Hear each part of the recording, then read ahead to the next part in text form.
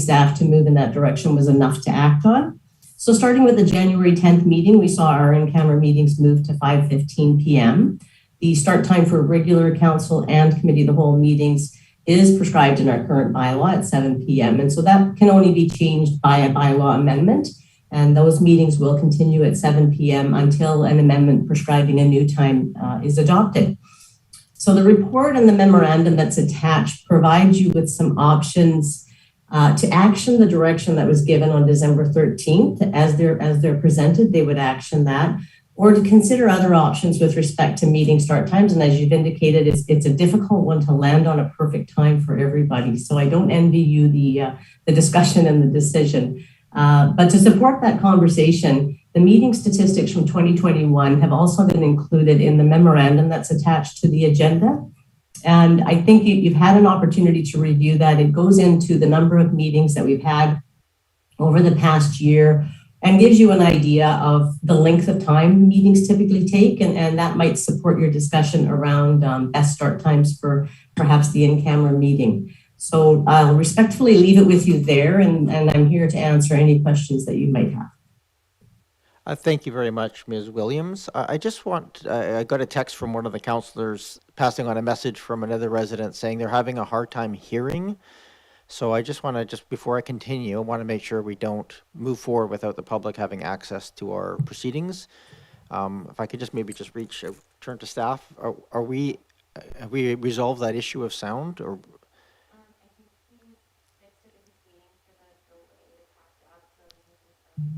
okay, so I'm just going to wait and fill a little time here at the moment. There's a fairly significant time delay between when I'm speaking or when council's speaking and when it gets through the broadcast system. The Zoom reach is very instantaneous, but the stream through YouTube is quite delayed. By upwards of 90 seconds. So I'm just going to speak here for a moment so that they can hear me speaking and confirm that they're able to still hear the live stream through the YouTube, because we don't want to move this forward unless members of the public we can get it to Zoom, us. But not the YouTube. So I just want to make sure that we're other way moving that forward. I don't want to stop talking at this point, so I will. At this point, if members of council wish to indicate if they have questions, I'll start making a speakers list or questions list at this point.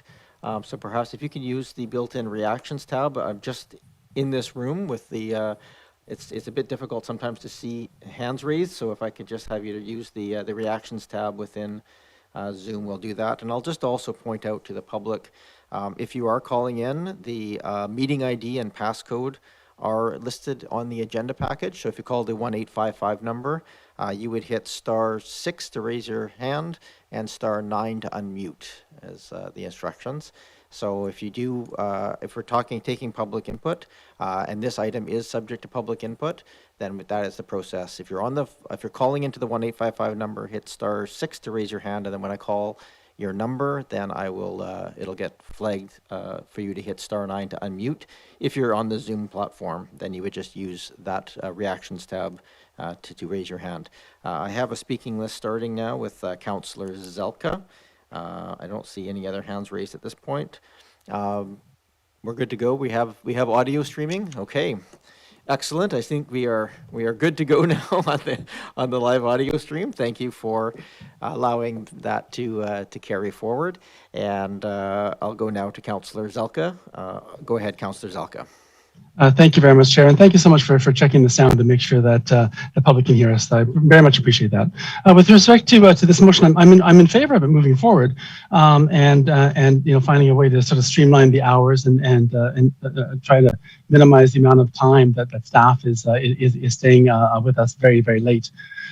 But I do note that that with the in-camera meetings, the public's not allowed to attend in general, and the regular open meetings that the public is allowed to attend, unfortunately, they're both named exactly the same. And with our change of times and with the names being exactly the same, my worry is that this will be potential confusion. And I do note, for example, at the beginning of this agenda, we had two meeting minutes that are both the same, although one is relevant to the public and the other one is basically just saying that we had an in-camera meeting. Yeah, so I will be presenting a motion arising at the end of this process, asking that staff find a way to indicate a way of differentiating an in-camera, a closed versus an open meeting in the name, either in the naming or in the way we present it on the website, just so that staff and us don't get confused in terms of how we attend but it would be terrible for people to show up at the wrong time with the wrong meeting, and just finding a way to not only streamlining it for staff but also for the public. Thank you. Thank you, Councillor Zelka. I'm just going to put that as a question to Ms. Williams on that, just to understand, is it feasible, and is there further direction required if that's the will of council? And I think it would be to make it as clear as possible. Ms. Williams? Thank you, Your Worship. Staff can certainly take that away and find a way that we can make that more intuitive on the district's civic web portal. And I fully understand what Councillor Zelka speaks to. And both agendas are actually open meeting council agendas. One is only open, of course, to call it to order and move into a closed meeting. And the legislative requirement for that is that you do that in an open session. But we will find a way to flag those on the front page of the civic web portal, so it's really clear to viewers which meeting that they want to engage with. Thank you. Much appreciated. Thank you so much. Anything to help make it easier for the public is appreciated. Yeah, thank you, Councillor Zelka, for raising that. Go ahead, Councillor Braithwaite. Thank you. Yeah, I'm in favor of changing the times as well. I know that it's going to be interesting to hear what the other comments of my fellow councillors are around the table.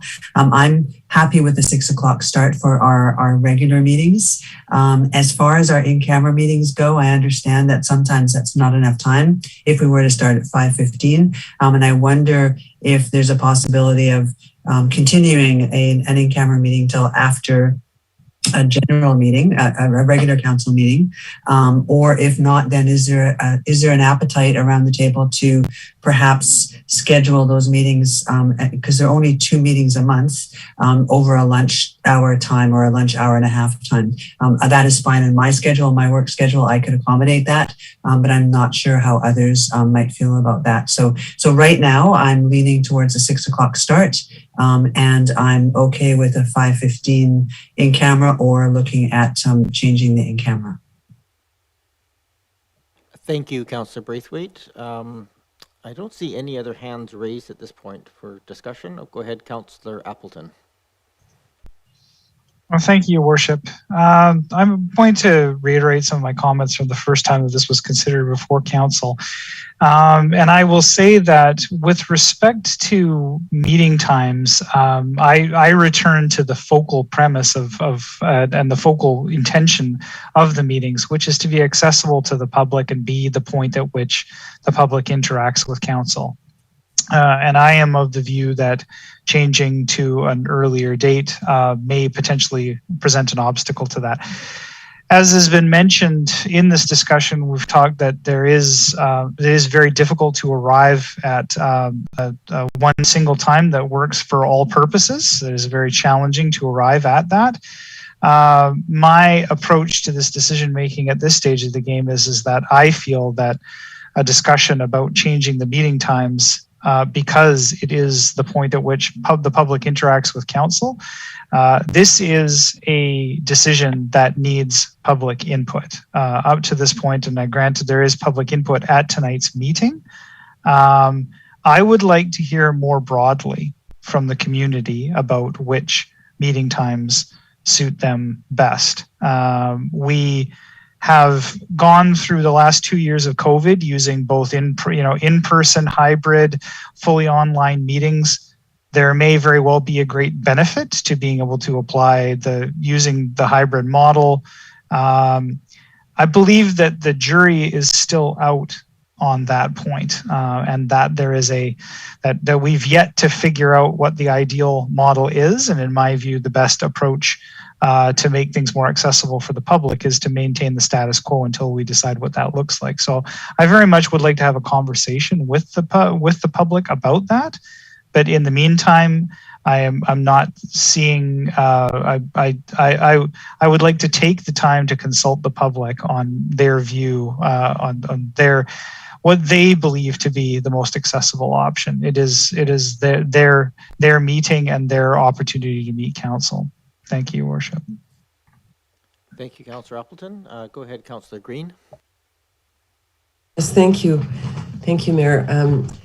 Yes, I would like to reiterate Councillor Appleton's comments. I mean, I've done a lot of thinking about this. I've been thinking about the level of participation that we haven't had, despite all of our best efforts. And I know all of us are concerned about that.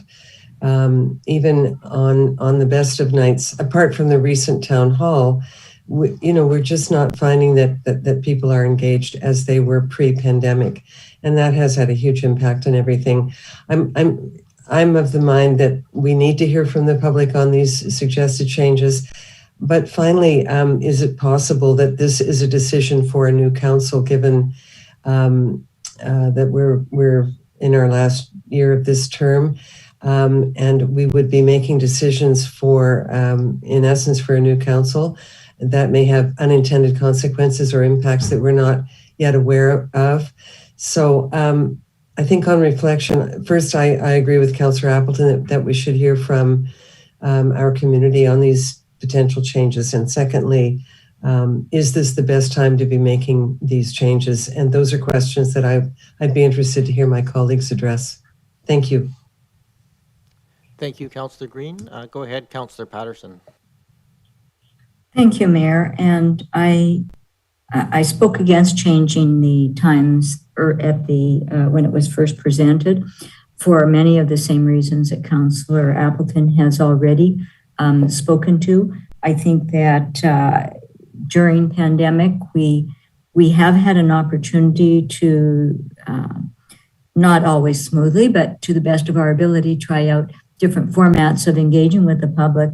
And I think that not only the times, but how we engage and how it has worked for people. I think that this is, since we have been going through this now for a couple of years, I think it really does merit having feedback from the community to guide us in the decisions, not only to the best times for the public to engage with us, but the methods for how we engage. Thank you. Thank you, Councillor Patterson. I think the methods are somewhat limited by the reality of having council meetings, but I take your point there. Are there any other discussion points? Go ahead. Before I go to second time speakers, I'm just going to go ahead, Councillor Ney.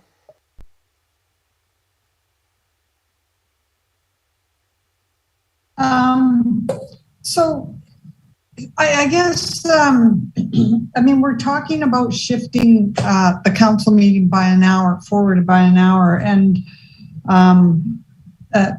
so the council meeting, the way I see this, is something that it impacts our public, it impacts the council, and it impacts the staff.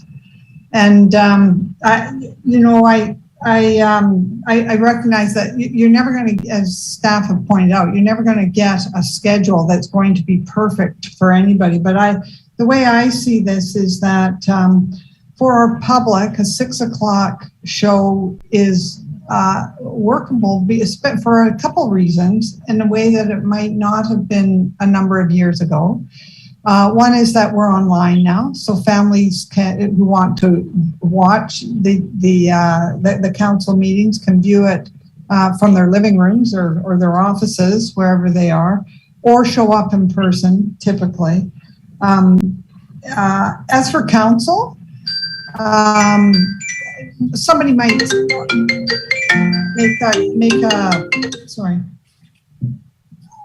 for the council, I think some of the arguments that were made before is if somebody's working, that it may be difficult to get to the council. But I think overall some people work very scheduled times, but a lot of people also work with schedules that they have a lot of flexibility around their time and could make that extra hour meeting. So I don't see that I think that's a kind of time that with only an hour difference that any person attending as a counselor could show up for 6. There are childcare issues and whatnot, but and then for staff, I think it's just really onerous for staff to come in early in the morning and stay to very late hours. And I think an earlier time for staff seems to me to be more reasonable.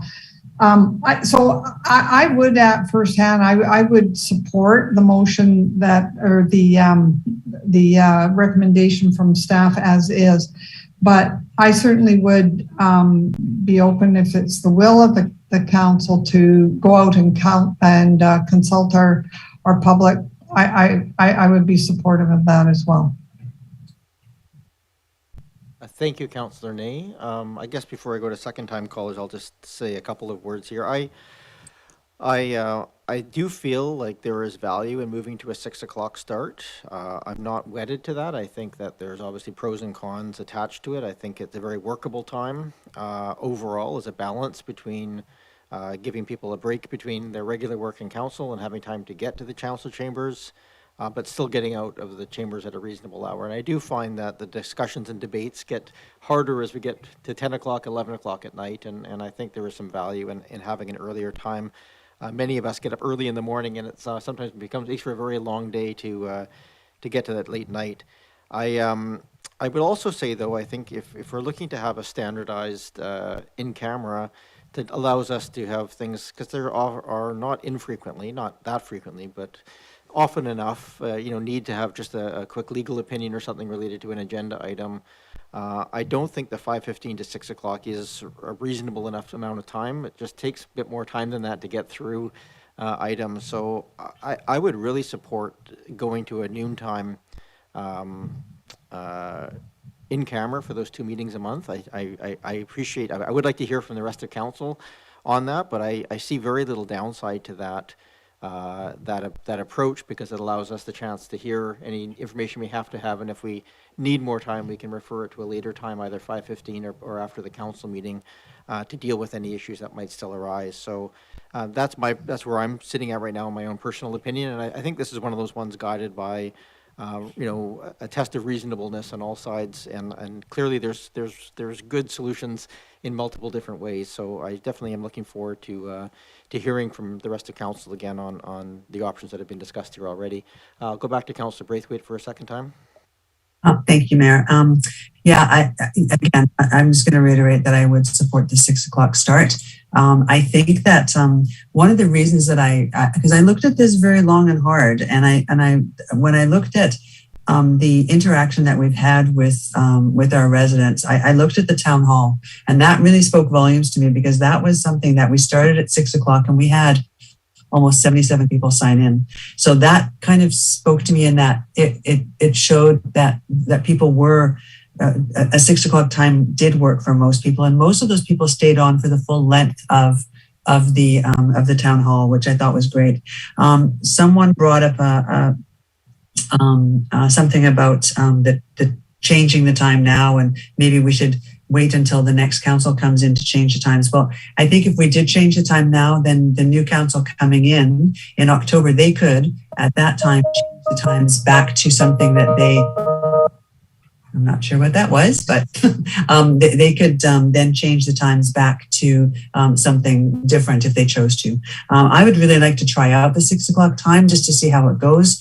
We can kind of be the guinea pigs for the next council coming in to see if it works. And if people around the table were thinking that a noontime in-camera meeting worked for them, I would definitely support that. Thank you. Thank you.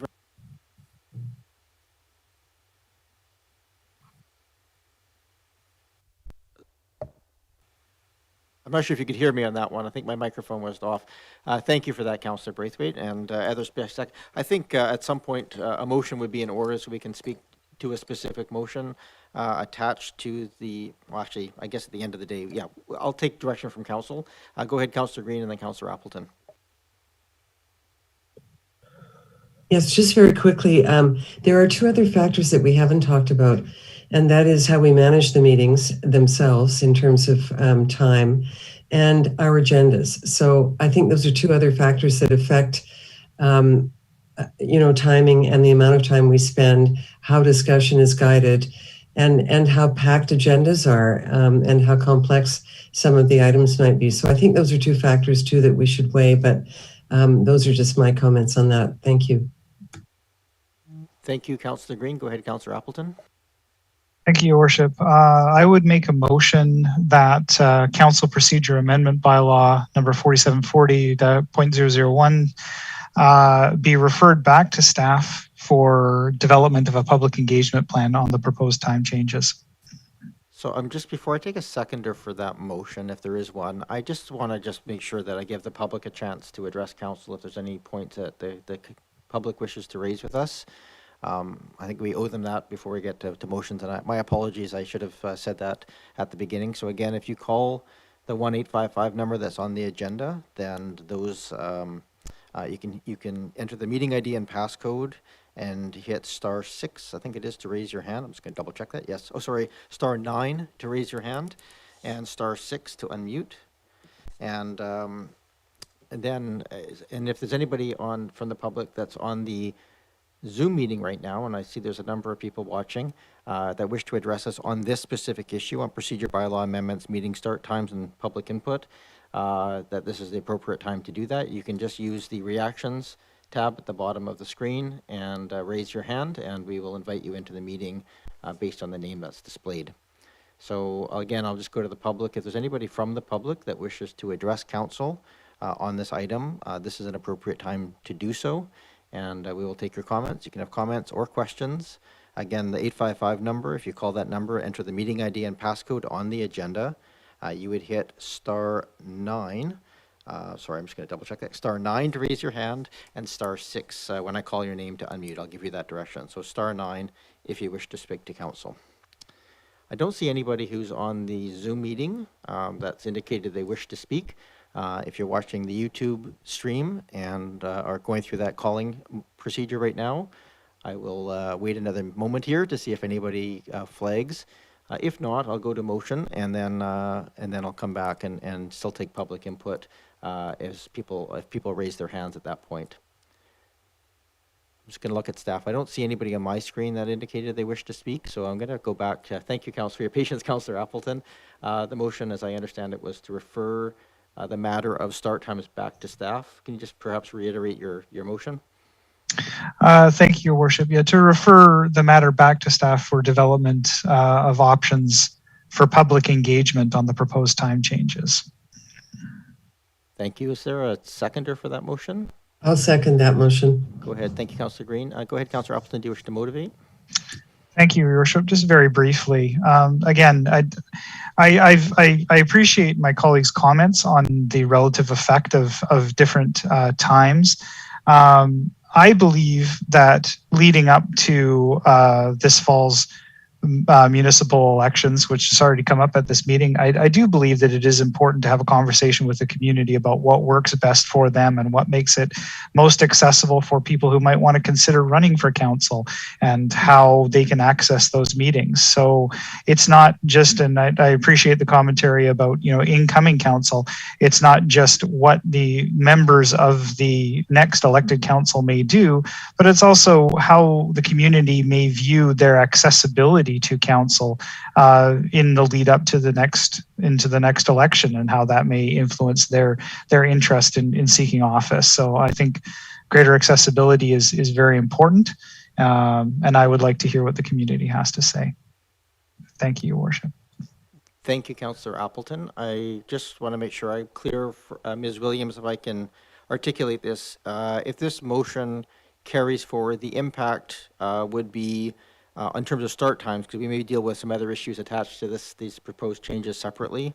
Councillor Appleton, you just nod if you want. You're specifically referring the start times back to staff for public input, correct? Not the other aspects? Correct, Your Worship. Thank you. Yes, and I apologize. I probably should have talked about severing or separating out the components that are want to make sure we have here. Clarity on the motion, so thank you for that. Ms. Williams, perhaps you could just give clarification on that. It's moved and seconded. What the impact on our current start times? We did a resolution, as you pointed out, so that we have a standard 5:15 in camera prior to our 7 o'clock start time. Those would continue if this motion is carries forward. Thank you, Your Worship. Yes, if that's the desire of council, we would continue those in-camera meetings at 5:15 p.m. And if you were looking to proceed with the balance of the amendments in that bylaw, a motion to simply strike clauses 2.1 and 2.2 from the bylaw and give it readings as amended would be in order. Okay, we'll deal with the motion to refer this portion back, and then we'll deal with that piece if it carries forward. Anything else, Councillor Appleton? I think you were complete. Go ahead, Councillor Braithwaite and Councillor Ney. Thank you, Mayor. I think that it's great that we are looking for more public input into something like this, but I really feel that the public had a chance tonight to look at to weigh in on this, and I do feel that a 6 o'clock start would work very well for not only the council, the staff, but also for the bulk of the public is my feeling. So I'm going to sadly have to speak in, vote against the motion that's on the floor. Thank you. Thank you, Councillor Braithwaite. Councillor Ney, and then Ms. Williams has her hand up. Thank you, Mr. Mayor. I'm not in support of the motion, and I really do appreciate the consideration of what the public thinks. I do agree with Councillor Braithwaite. They had a chance to weigh in this evening. The other concern that was brought up was to ensure that there is accessibility and that this isn't a barrier by bringing the meeting forward by an hour. And that's a very worthy consideration. I do appreciate that. But I think that we can't fetter the decision of another council. So as was brought up earlier, another council could make a change to, if this council made a change, and the next council could make their own change based on the composition of the council, what their needs are, and what they value and what's important to them. So I don't know that we should be making the decision for a future council when they can make up their own schedule once they get to the table. I do think though that in terms of engagement, there could be some value in putting out some feedback, opportunities for feedback about this changed schedule. But I don't think it's worth the amount of effort, time, and energy to do a full-scale community engagement on an issue like this that can be dealt with by the next council in a decision themselves. So I won't be supporting the motion that's on the table as it is. Thank you. Thank you, Councillor Ney. Ms. Williams, you had your hand up, and then I'll go to Councillor Green. Thank you, Your Worship. I did want to point out that as a part of the adoption of any changes to Council's procedure bylaw, there is a notice provision within the Charter. And so should Council proceed to third reading with the revised times this evening, there would be a notice going out in 2 editions of the local newspaper and on our social media channels, advising the public generally what the changes you're proposing to adopt are and inviting them to provide their comments to the council meeting where you'll be considering adoption of the agenda. Now, typically we don't take public input on an adoption of an agenda, but in this case, we are required by law to do that. It is something that the public does get to weigh in on. So I just wanted to point that out just in case council was interested in that. Thank you, Ms. Williams. That is very helpful and the mercurial nature of the Local Government Act. Go ahead, Councillor Green. Yeah, these will be my last comments, obviously, and thank you for the opportunity. I just want to reiterate the fact that and I'll speak for myself at this point, given the protracted pandemic over the last almost 24 months now, and what I know and has been very limited engagement with the community and meaningful dialogue. We've all talked about that. I don't feel I have a good sense of how this might impact the community at this point because of that fractured engagement that we have suffered through. And I realize that these are changes that may also benefit staff and council. but really the people who put us here are the community. And so I guess my feeling is that to proceed without having that opportunity is, for me, it's very difficult. So I will be supporting the motion. Thank you. Thank you very much, Councillor Green. Ms. Williams, your hand is still up. I have a feeling it was just left up, but if you had anything to add, I'll go back to you.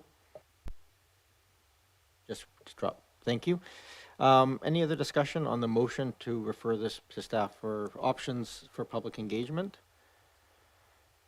I'll speak briefly on this. I guess I'm torn on this because my feeling is that if there isn't a broad will of council to move to 6 o'clock and to a different in-camera time, I'm not sure what this would do. I think my general feeling is, given what Ms. Williams said about this, that if this is the will of council to move to make those preliminary approvals, that we can make an extra effort of notification in the public, not only just the statutory, but also make some other additional asks of people to sort of weigh in by asking them to write to obcouncil@oakbay.ca on this and hear from them the pros and cons of different start times a bit more proactively.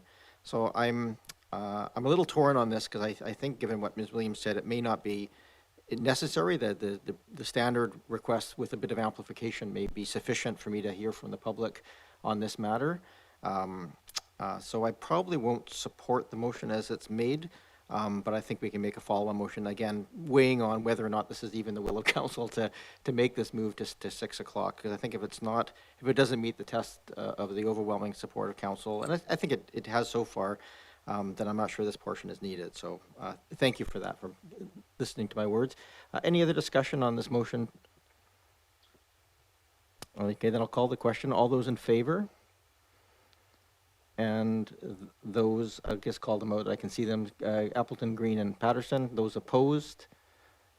I have Zelka, Braithwaite, and Nay, and I'll add my name to that opposed as well. So that motion to refer back that specific piece to a fails.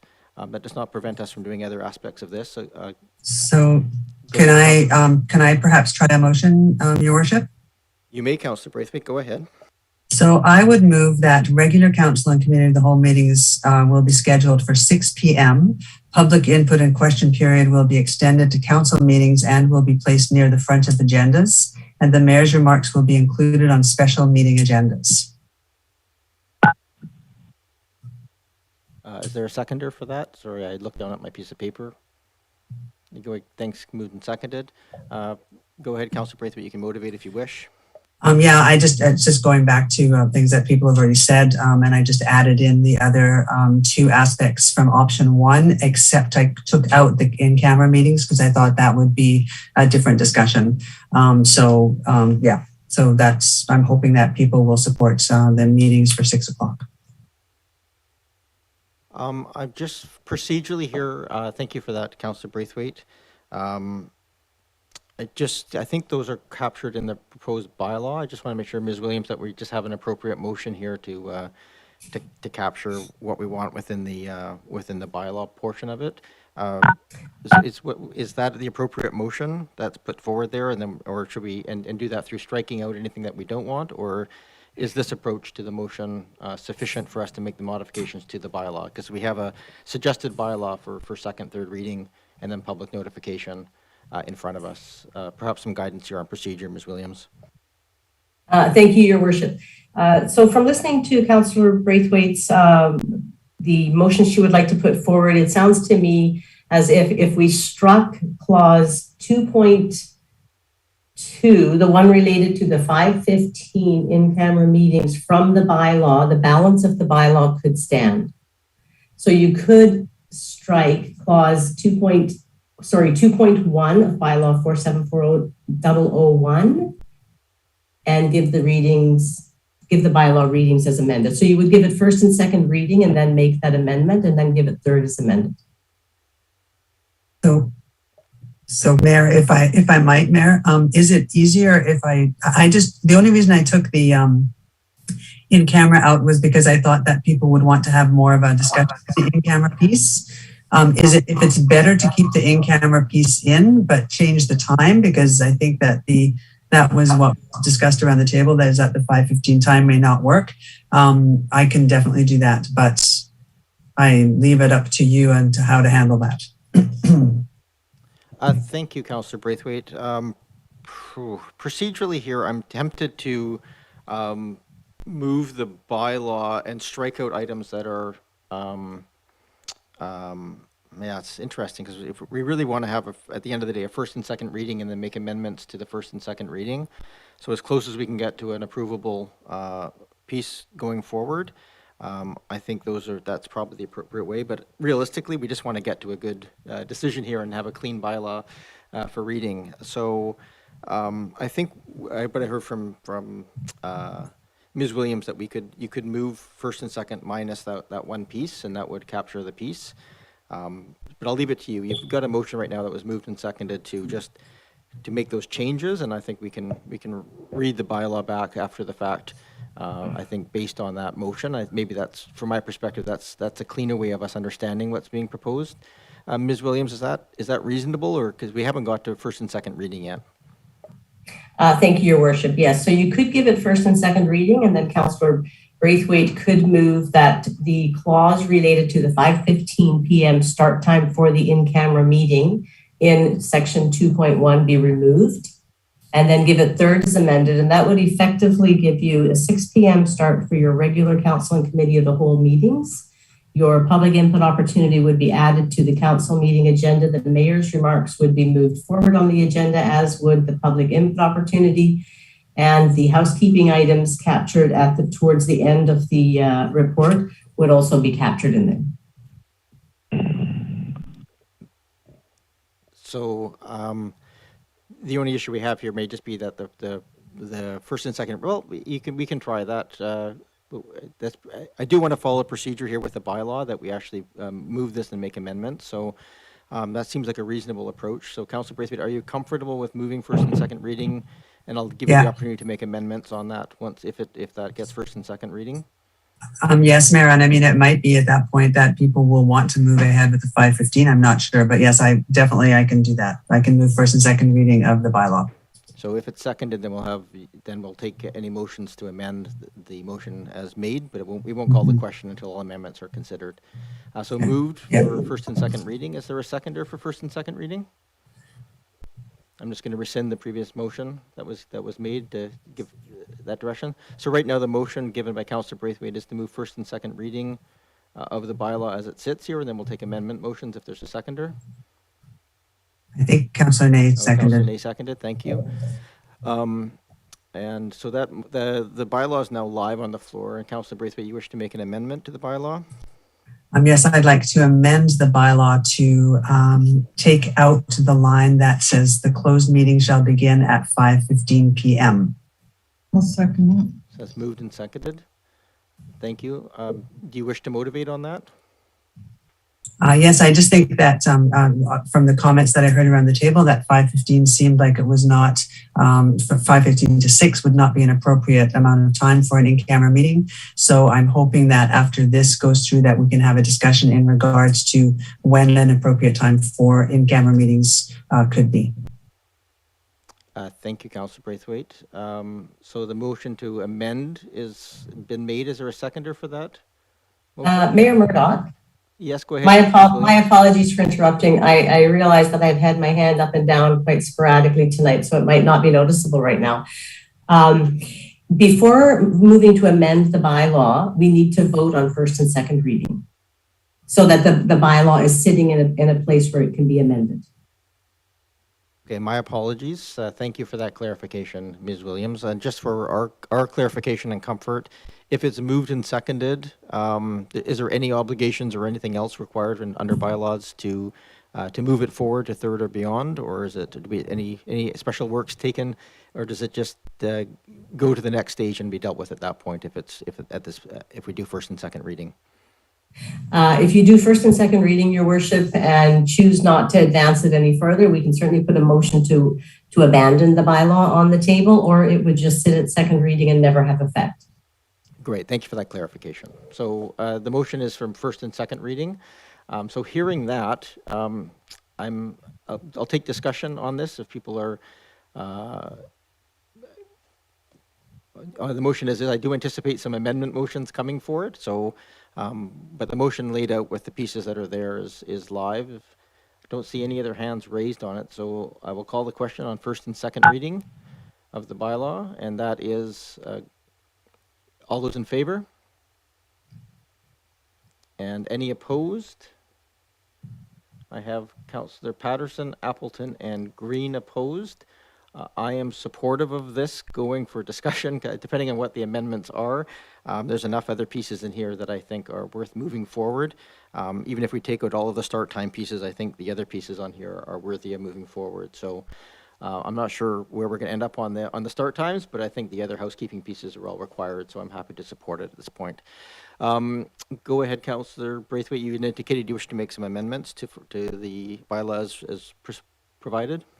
Yes, thank you. And I might try this amendment to see how it goes. I move that the sentence, "The closed meeting shall begin at 5:15 p.m. be changed to "The closed meeting shall begin at 12 noon.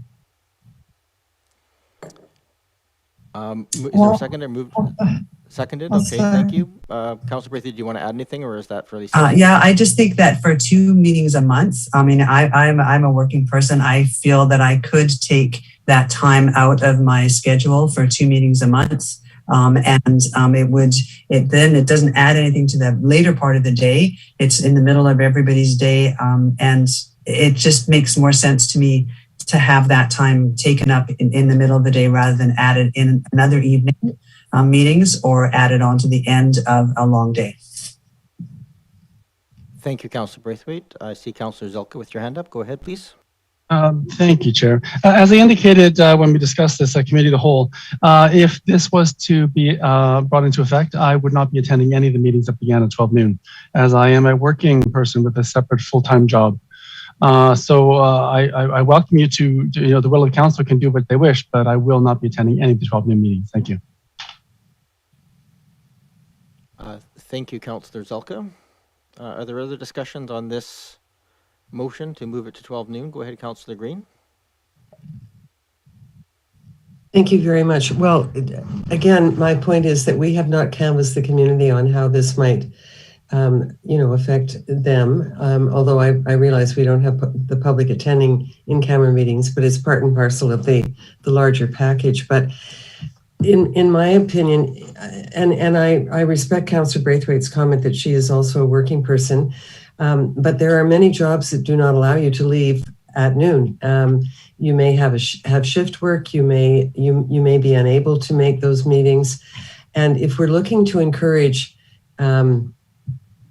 quite a diversity on council, and I would like to see a diversity on council of a combination of working people and younger people and so on.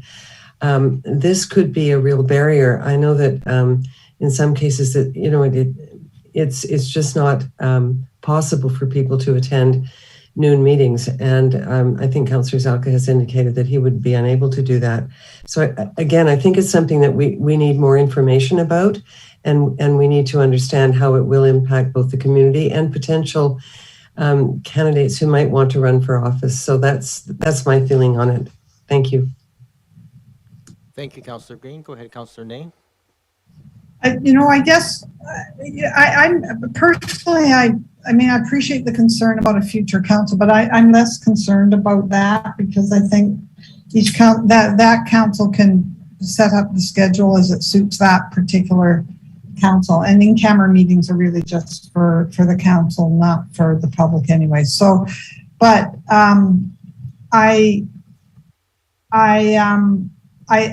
do think that we have to find some consensus where every councillor here, we have to find a time that could work for every council. We can't have some of our council members not able to access an in-camera meeting. That's my view. So if that doesn't work, then I would vote against this motion on the table, but I would look to the council to see if we could get some consensus, Mr. Mayor, around a time that would work for everybody.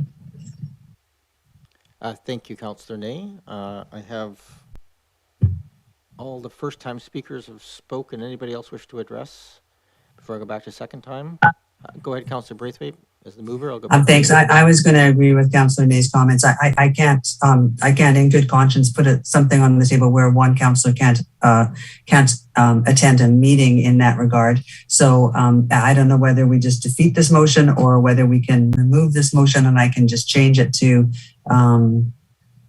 no, I just change it to just taking that sentence out. I would look to Ms. Williams for that.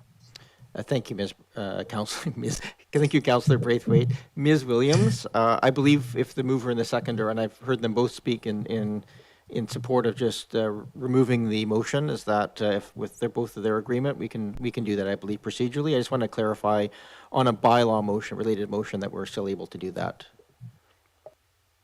Yes, Your Worship. You can certainly withdraw the motion if both the mover and the seconder are in agreement with that, or if the mover or seconder, like any other member at the table, can also make an amendment to that bylaw reading. So I had to Braithwaite and Ney as the mover and seconder on that. So is the mover and seconder amenable to removing the motion? To remove, yeah. I think to remove it is fine with me. And then what I would do is I would put a motion on the table to say, I can't can we speak to that? I just have to have the motion to, if you're amenable and Councillor Ney's amenable, then I'll just remove it and I'll go to another motion.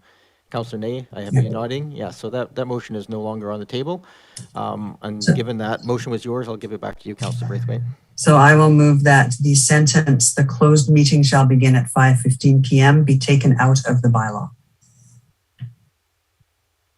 Thank you. I'll just refer it by the number. I think that was 2.1 is the 5:15 start time. Ms. Williams, if you can just confirm that item 2.1 would be struck. B. Yeah. Thank you, Your Worship. So the wording for that motion would be that clause 2.1 be amended to remove reference to the 5:15 p.m. start time for in-camera meetings. Okay. So it would then only address the open meetings. Thank you. You find a second. Councillor Braithwaite. I saw Councillor Zelka, you had your hand up as a seconder. Anything you wish to add to that, Councillor Braithwaite? Councillor Zelka, anything as a second you want to add? It sounds like that means the 6 o'clock start would still continue for council meetings, and then I presume staff would find a way to have our in-camera meetings at another time, whatever, to be specified. That's the effect of this change? Thank you, Councillor Zelka. In fact, Ms. Williams, perhaps you can clarify, but the way I would read this is the 6 o'clock start time would go forward and go for public input. The 5:15 portion would not. However, we do have a resolution still on the books that we have a regularly scheduled 5:15 in camera, so we would continue that practice, whether we use it or not. It may be canceled if we're not using it. That would be my reading of it, but Ms. Williams, perhaps you could clarify. Thank you, Your Worship. I would think that because the 5:15 was put forward in the bylaw and did not pass, that council no longer desires to have that regular scheduled 5:15 meeting. So I would ask that council could consider that in-camera meetings are called as needed and scheduled as needed in future and put that in the form of a motion, or you could specify a separate time. Thank you. Does that help? My suggestion would be that we leave that alone for the time being until we go through the public input process and make a final decision on the procedure bylaw. And at that point, if it's at conflict, then we would consider the retraction of that original motion back in the end of last year. So that would be my recommendation for a process, not to deal with it tonight, but to deal with it only if this bylaw actually goes through and passes. At that point, we would address it. Councillor Zelka, you have your hand up still? Oh, yes. Thank you very much, Chair. Just wanted to confirm through you to staff that if we said something along the lines of in-camera meetings to follow the regular council meetings, would the in-camera meetings still be regular, or would they become special if they followed whenever the regular council meetings ended? Thank you, Councillor Zelka. Ms. Williams, are we able to, in a procedures bylaw, make a regular scheduled in-camera following a council meeting? Thank you, Your Worship. There's no requirement to state that there's going to be an in-camera portion of a regular open meeting. The legislation anticipates that that's a possibility, and it's not considered special. If you hold a portion of your open meeting as a closed meeting, it's simply considered a part of the regular meeting. So if it's a regular meeting of council that was advertised in the annual calendar, and council chooses to take a portion of that meeting in camera, either at the end, the beginning, or the middle, that's considered a part of that meeting. It's not a separate meeting. Thank you for the clarification, and Chair, I much appreciate that, and I'd be willing to just see if Council is interested in an amendment that basically says that closed meetings, should they be necessary, will follow the regular scheduled meeting beginning at 6 p.m. However, that would be appropriately worded for this bylaw. Thank you, Councillor Zelka. I'll deal with that as a separate motion out of this, if that's all right. And I'm not sure it's necessary, so we'll get clarification on whether it's necessary or not from Ms. Williams, but I'll deal with it after this motion that's on the table. So thank you for raising it. All right. There's a motion right now just to strike that section that refers to the 5:15 in camera. Is there any other discussion on that item? Go ahead, Councillor Patterson. Yes, thank you, Mayor. Just for clarification on this, it seems in the discussion that we now have that we are striking the 5:15 start date for the in-camera, but we're moving it then to follow the regular council meeting. And I think in total time frame, I'm not clearly understanding what we are achieving here, because there's a total time for both meetings. That's right. And yeah, and I just don't see that we are really achieving the purpose by which we're moving the times, because if we start the council meeting earlier, but the in-camera meeting is held following that, you still end up with a total time frame for the meetings that would be equivalent to if you started the in-camera at 5:15 and followed by the council meeting. So can we just have a clarification on what we would be achieving by putting this motion forward, and in the total time commitment that would be on a given day? Because what I'm understanding is if we wanted to achieve an earlier start time, to make it to ease time commitment on a certain day by council members and by our district staff, then seems to me that we would have to move the in-camera meetings to another day. Thank you, Councillor Patterson. I believe the effect of this is essentially status quo. So we would call special committee of the whole, or sorry, special in-camera meetings as necessary, either before a meeting, at a specific time, after the meeting. The only point this was raised, I believe, originally was to grant just a standard thing, so we didn't have to do notification pieces and so forth, and we're trying to call an in-camera piece and to make everybody's schedule a bit more seamless. So, but Ms. Williams, perhaps, certainly there's no impact on the overall amount of time required. We manage our own meeting times. But Ms. Williams, any other comments on that related to the meeting times? Thank you, Your Worship. And you're correct. The conversation around meeting start times was really more about ending the day sooner. So there was a larger gap in the time staff and the public and council were leaving a meeting and coming to work the next day for those that do go to work, members of the public, staff, and council. So it wasn't about shortening the amount of meeting time in the day. It was about shifting it so that there would be an earlier end of day.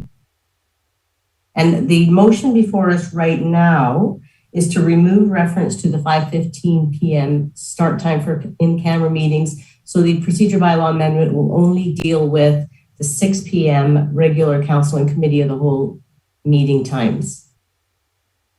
Thank you, Ms. Williams.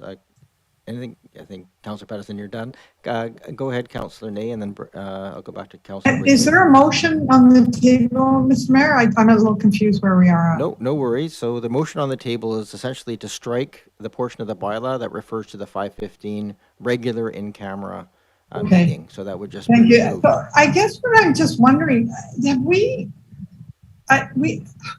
I'm just wondering have we had the discussion about holding the in-camera at 5:15, and maybe I missed that, but is everybody not able to do the so we don't have a consensus that everybody would be able to attend a 5:15 meeting?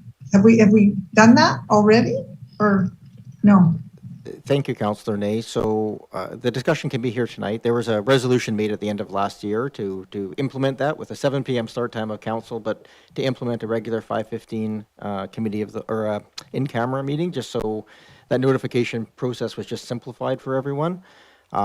So we haven't had a fulsome discussion about the availability portion of that.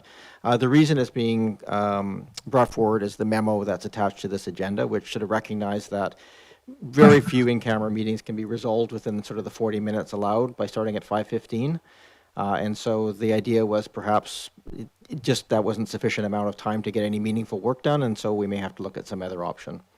Right. Well, and Mr. Mayor, I guess I'm just thinking it may not be ideal, and we may need more time, but at least it's a slot, it's a placeholder, and so I mean I would just be curious to see if we could before we strike that from this option, that we just put it out to the council and see if we can get some consensus on that time, even though it's not ideal, but we're struggling to find an ideal here anyways.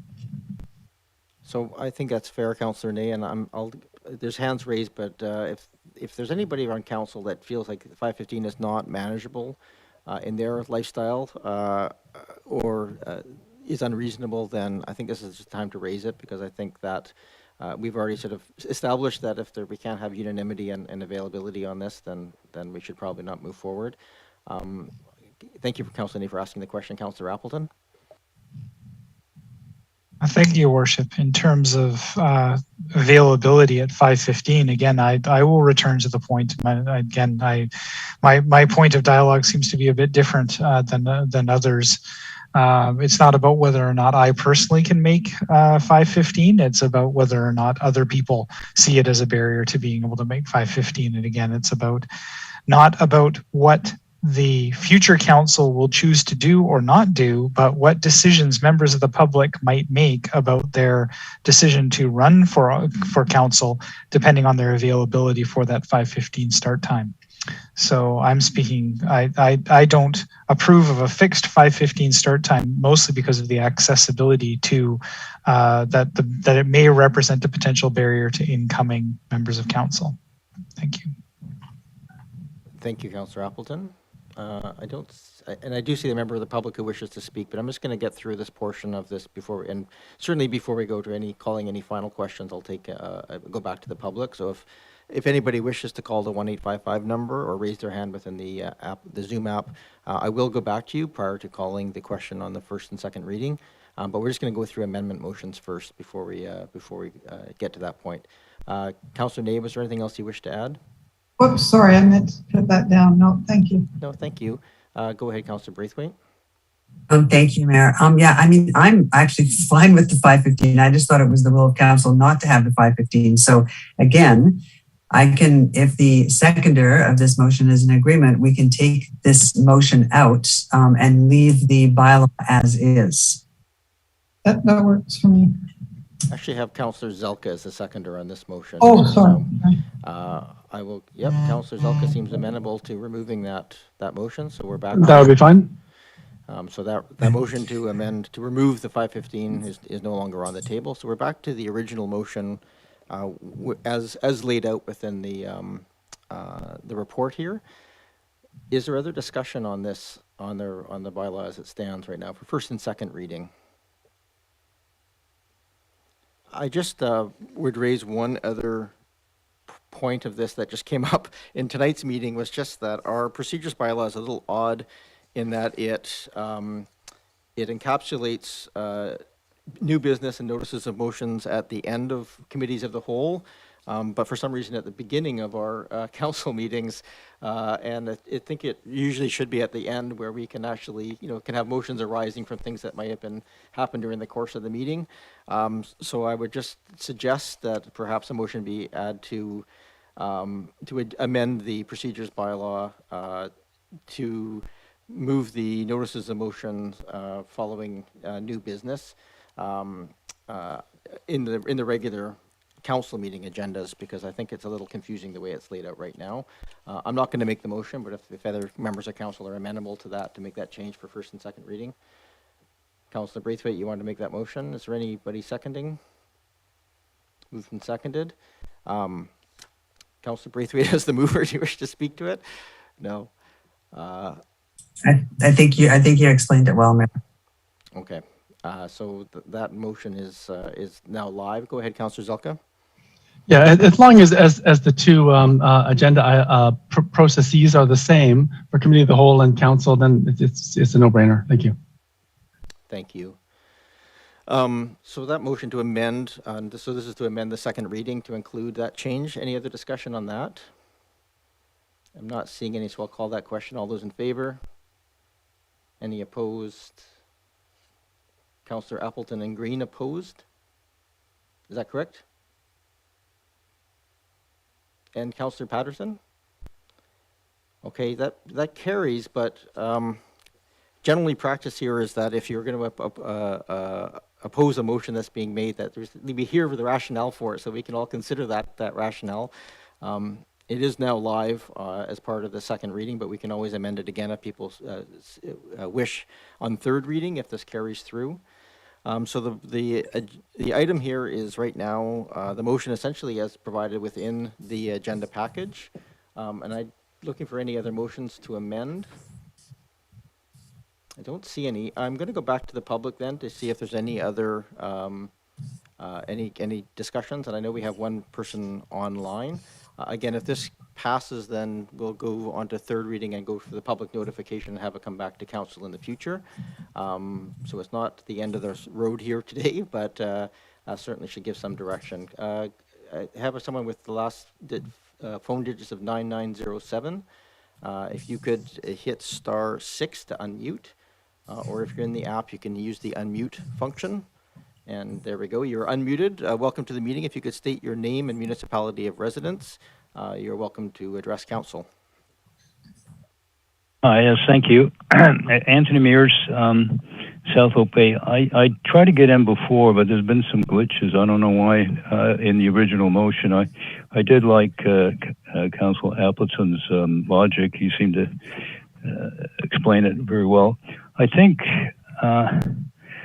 and I don't know if he can back this up, but probably not. But anyway, what I wanted to say was that I think you're blinded by the light a bit, and that's sort of understandable. I mean, in-camera meetings, Zoom meetings, and public not attending council meetings for some time now. What you have to think about is that there's traveling time for the public. And now it's getting more and more difficult with the traffic to get home. People finishing work average 4:30, 5 o'clock. They got to get home, get something to eat, and then watch the council meeting or get to the council meeting. So you've got to factor in traveling times, and you might want to think about passing your 6 o'clock for now until you public can attend regular council meetings in person. You might want to look at it again then. I think that it's probably going to work. It's a bit of a rush, but at least they don't have traveling time to get to the council meeting after they have something to eat and get home before that. So I think that's sort of added input that I haven't heard anyone say, but I did like, I was going to say what Councillor Patterson said, that if you change your in-camera meeting around, you're only going to end up with the same timeline. Anyway, that's all I got to say. Now, I hope this doesn't negate, I want to talk on another subject later on. I'm hoping this doesn't stop me from participating at that point.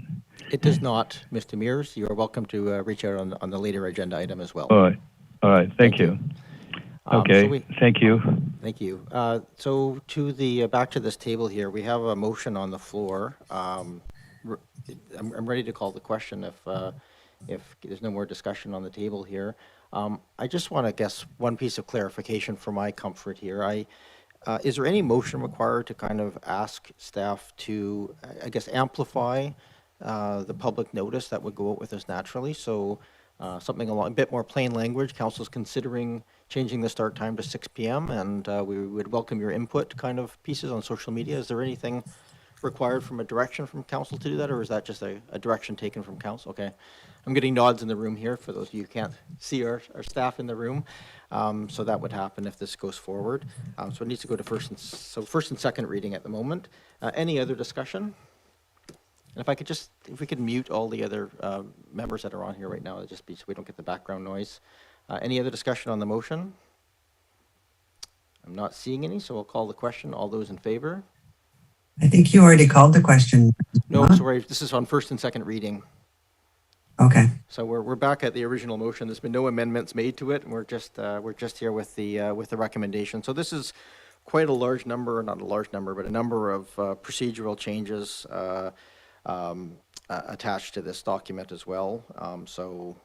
We've touched on the start times, but of course this contains quite a number of other pieces in here as well. So just that we're clear that this is sort of the total of all those changes being put forward. I'll call the question. Ms. Williams, before I call the question, you have your hand up. Thank you, Your Worship. I did want to jump in and let you know that we have called the question on first and second reading. And so now the motion on the table is a motion to amend the bylaw to move the notice of motion portion in the order of business down to follow the new business so that it's aligned with the committee of the whole. So the first and second reading have passed. It was a 4-3 vote. And right now we're only voting on an amendment. If this amendment passes and you proceed to third, it would be third as amended. I think we've called the vote on the amendment as well, because that was I believe we called the question on sorry, I just want to make sure I'm clear on this. I thought I called the question on the amendment to make that motion to move the notice of motion to the later part of the agenda package. Yes, Your Worship, you did. And it was a 4-3 vote. You're absolutely correct. So we're on we've completed second reading. It's now amended. You're right. Thank you for that clarification. It is amended to include that one piece change. So with that, we're now going to be facing third reading. I'll move third reading. Move third reading. Is it moved and seconded? Thank you. Is there discussion? Normally we don't do a lot of discussion on third reading. But it is amended, and there was some people who voted against that one change to it. So I just thought I'd give a chance if people are not going to support third reading to go to public input that we hear at this point. Otherwise, I'll call the question. Go ahead, Councillor Appleton. Thank you, Your Worship. And just seeing since you asked, no, I'm not going to support third reading, just as not supporting it first and second. The amendment does not substantively change my view on the necessity for the change in start times. So that's my rationale. Thank you, Your Worship. Thank you, Councillor Appleton. Go ahead, Councillor Green. Thank you. You asked for clarifying remarks. I thought I was pretty clear in the first part of this process, but I will not be supporting this for the same reasons that I've already indicated. Thank you. Thank you, Councillor Green. Not seeing any other hands up on this. I'm going to just speak briefly. I'm speaking in favor of this. I'll go ahead to Councillor Patterson. Go ahead, Councillor Patterson. Yes, thank you, Mayor. I also speak against this for the reasons that I initially stated, and that is I think that the time of meetings does raise issues for succession planning and for those who may wish to consider participating in their local government in the future. And so I think that for reasons that Councillors Green and Appleton stated, I still remain with my firm position that we need to consider succession planning, and this is something that we should take to the public for input. Thank you. Thank you, Councillor Patterson. I think the other hands are remaining from before, so I'll just speak briefly in favor. I think it's important, to my mind, I'm not sure we've entirely resolved the start time issue. I do believe that there's an advantage to just having a regularly scheduled in-camera. I have a feeling at probably 5:15 is the right time, in which case the 7 o'clock would be the right start time for council meetings. I think, but I do, so I'm not, in supporting this motion, I'm not saying that I absolutely support the idea of a 5:15 in camera and a 6 p.m. Council meeting. I still see there are some potential issues there. I do, however, agree with all the members of council who spoke to the need for public input. This seems to me the simplest way of getting it is we have a standard notification period plus an amplification effort to make sure people are aware that it's something that we're contemplating, and we'll get feedback on that coming back. And so I'm happy to listen to that and then have a contemplation of this when it comes back following, if this passes at third reading, I'll take that contemplation at that time, because I do think that public input is important. I do think that the sum of its parts is there. That being said, I'd also think that the vast majority of these changes that we're contemplating in this bylaw change are eminently supportable. And so I think at the end of the day, all of this has to move forward, and we may strip out the start times portion of it at a later date. But I think this is an easy and simple way to get public input, so I'm very happy to support it going forward at this point. Go ahead, Councillor Zelka, you wanted to add something? Yes, thank you so much, Chair. First of all, let me say I agree with your comments. I did want to ask, it seems to me that with the 5:15 start and the 6 o'clock, most likely for those rather intensive in-camera issues that some know that we're dealing with right now, that they will take longer than 45 minutes. I presume that means we would adjourn those types of meetings and then just restart them at the end of a council meeting that began at 6 o'clock. Just want to confirm if that's what would actually happen. Through you to staff, please. The short answer is that we'd deal with it on a case-by-case basis. So in some cases, that would be viable. In some cases, it may have to be referred to a different meeting or a different time. I think, in fairness, we just have to say it depends. But those options are available to us. Thank you, Councillor Zelka. Any other discussion on the motion? So this is third reading. All those in favor? And those opposed? Councillor Patterson and Councillor Appleton and Councillor Green opposed. That will move forward for public notification and come back to this council for consideration of adoption at that time. I'm not sure I don't think we have an explicit date for that to come back given the notification piece, but we'll have it back here in reasonably short order following public input. Any other items arising out of section 8.1? Yeah, I'll move that the report titled Procedure Bylaw Amendment, Meeting Start Times and Public Input Opportunities be received. Moved and seconded. Thank you. Any discussion on the receipt? Seeing none, all those in favor? Any opposed? None opposed. Thank you. Any other items arising? I think there's another recommendation there, Mayor, that has about the virtual town hall meetings. Oh, you're correct. Sorry, I'm just going through my notes here, and we have that piece. So go ahead if you wish to make that motion. You're welcome to. I would like to make the motion, but I would like to some clarification on the dates. Do you want me to do the dates beforehand? May I make the motion or after? Why don't you make the motion, and then we can make changes to the dates if that ends up being required. So I'll make I'll move the recommendation that we have virtual town hall meetings on March 24th and June 30th from 6 to 8 p.m. and that the council procedure amendment bylaw be given first and second reading. No, we've already done that part. So just the addition of virtual town halls to our regularly scheduled meetings. Yeah. Thank you. There was moved and there was a seconder? Seconded. Thank you. And you had a question? Yeah, my only question was around the June 30th time. I'm thinking that I was wondering if we might consider moving that up a week and the end of school. A lot of families might be away on June 30th. And so I'm wondering if it would be smarter of us to hold that a week prior, perhaps on June 23rd or sometime in that week. I always know how far out the staff plan various activities, so I don't want to give a clarification of whether that's possible or not. I may just, if that's the will of, well, we could, if council can or staff can answer that quickly, I'll take that answer, and if not, perhaps we can just refer this motion to a future council meeting for clarification of that piece. I'm going to either Ms. Williams or Ms. Varela. Do we know if the 23rd would be viable? Besides being my sister's birthday, but she's in Toronto, so I don't think that matters too much.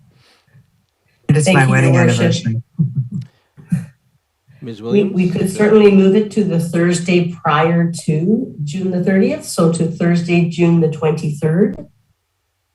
That's correct. That was the question, if that's viable. Yes, we could do that. I just think that might make more sense based on the fact that it is the last day of school will be probably the June 24th. So we might still catch some people in town. If not, it's fine to leave it at the 30th, whatever. Okay, thank you. So there's no motion here to move it at this point, but you're asking that you've clarified the question. It is possible. Councillor Green? Yes, and thank you. And just following up on Councillor Braithwaite's comments, I'm just wondering if the week before the 23rd would be better. I'm thinking mid-June because a lot of the secondary schools plan pre-grad activities, grad activities, and those last 2 weeks up to the end can be, full of activities. So taking Councillor Braithwaite's point, families may be otherwise engaged. Just a thought, but, I'm not hard and fast on it. Thanks. Thank you, Councillor Green. I'm not seeing any other hands and no motion on the floor. I'll just state, I think we may be wisest to leave it on June 30th because I think we might actually run into real issues with people all scrambling to deal with those sorts of events, the last concerts of the year, the graduation ceremonies, the parties and those sorts of things. I think if we're on June 30th, we're probably got a good chance of catching a lot of people before they head on vacation and still within the reasonable time frame. So there's no right date. But I'll leave it to council if anybody wishes to make a motion to change it. We can certainly do that. Does staff have an answer about the option for the week before, which I guess would be the 16th? Thank you, Your Worship. Yes, staff proposed the Thursdays because it seems to be the easiest day to sync council schedules and staff schedules. So either of those Thursdays would work. Great, thank you. Councillor Green, or Councillor Zelka, you had your hand up? Councillor Green, if she wishes to go? No, I guess not. So I just wanted to, thank you, Chair. Just wanted to point out that the last day of school, according to School District 61's website, is Thursday, June 23rd.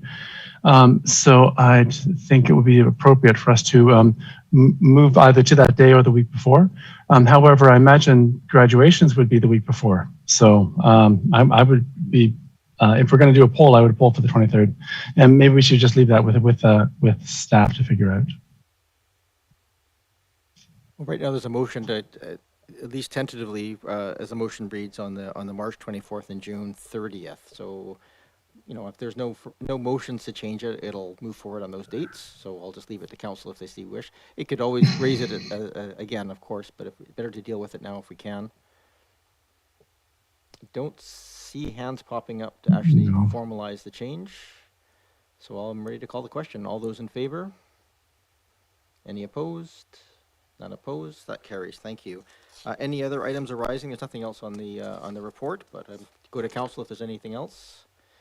Seeing none, I'll move on to number 8.2.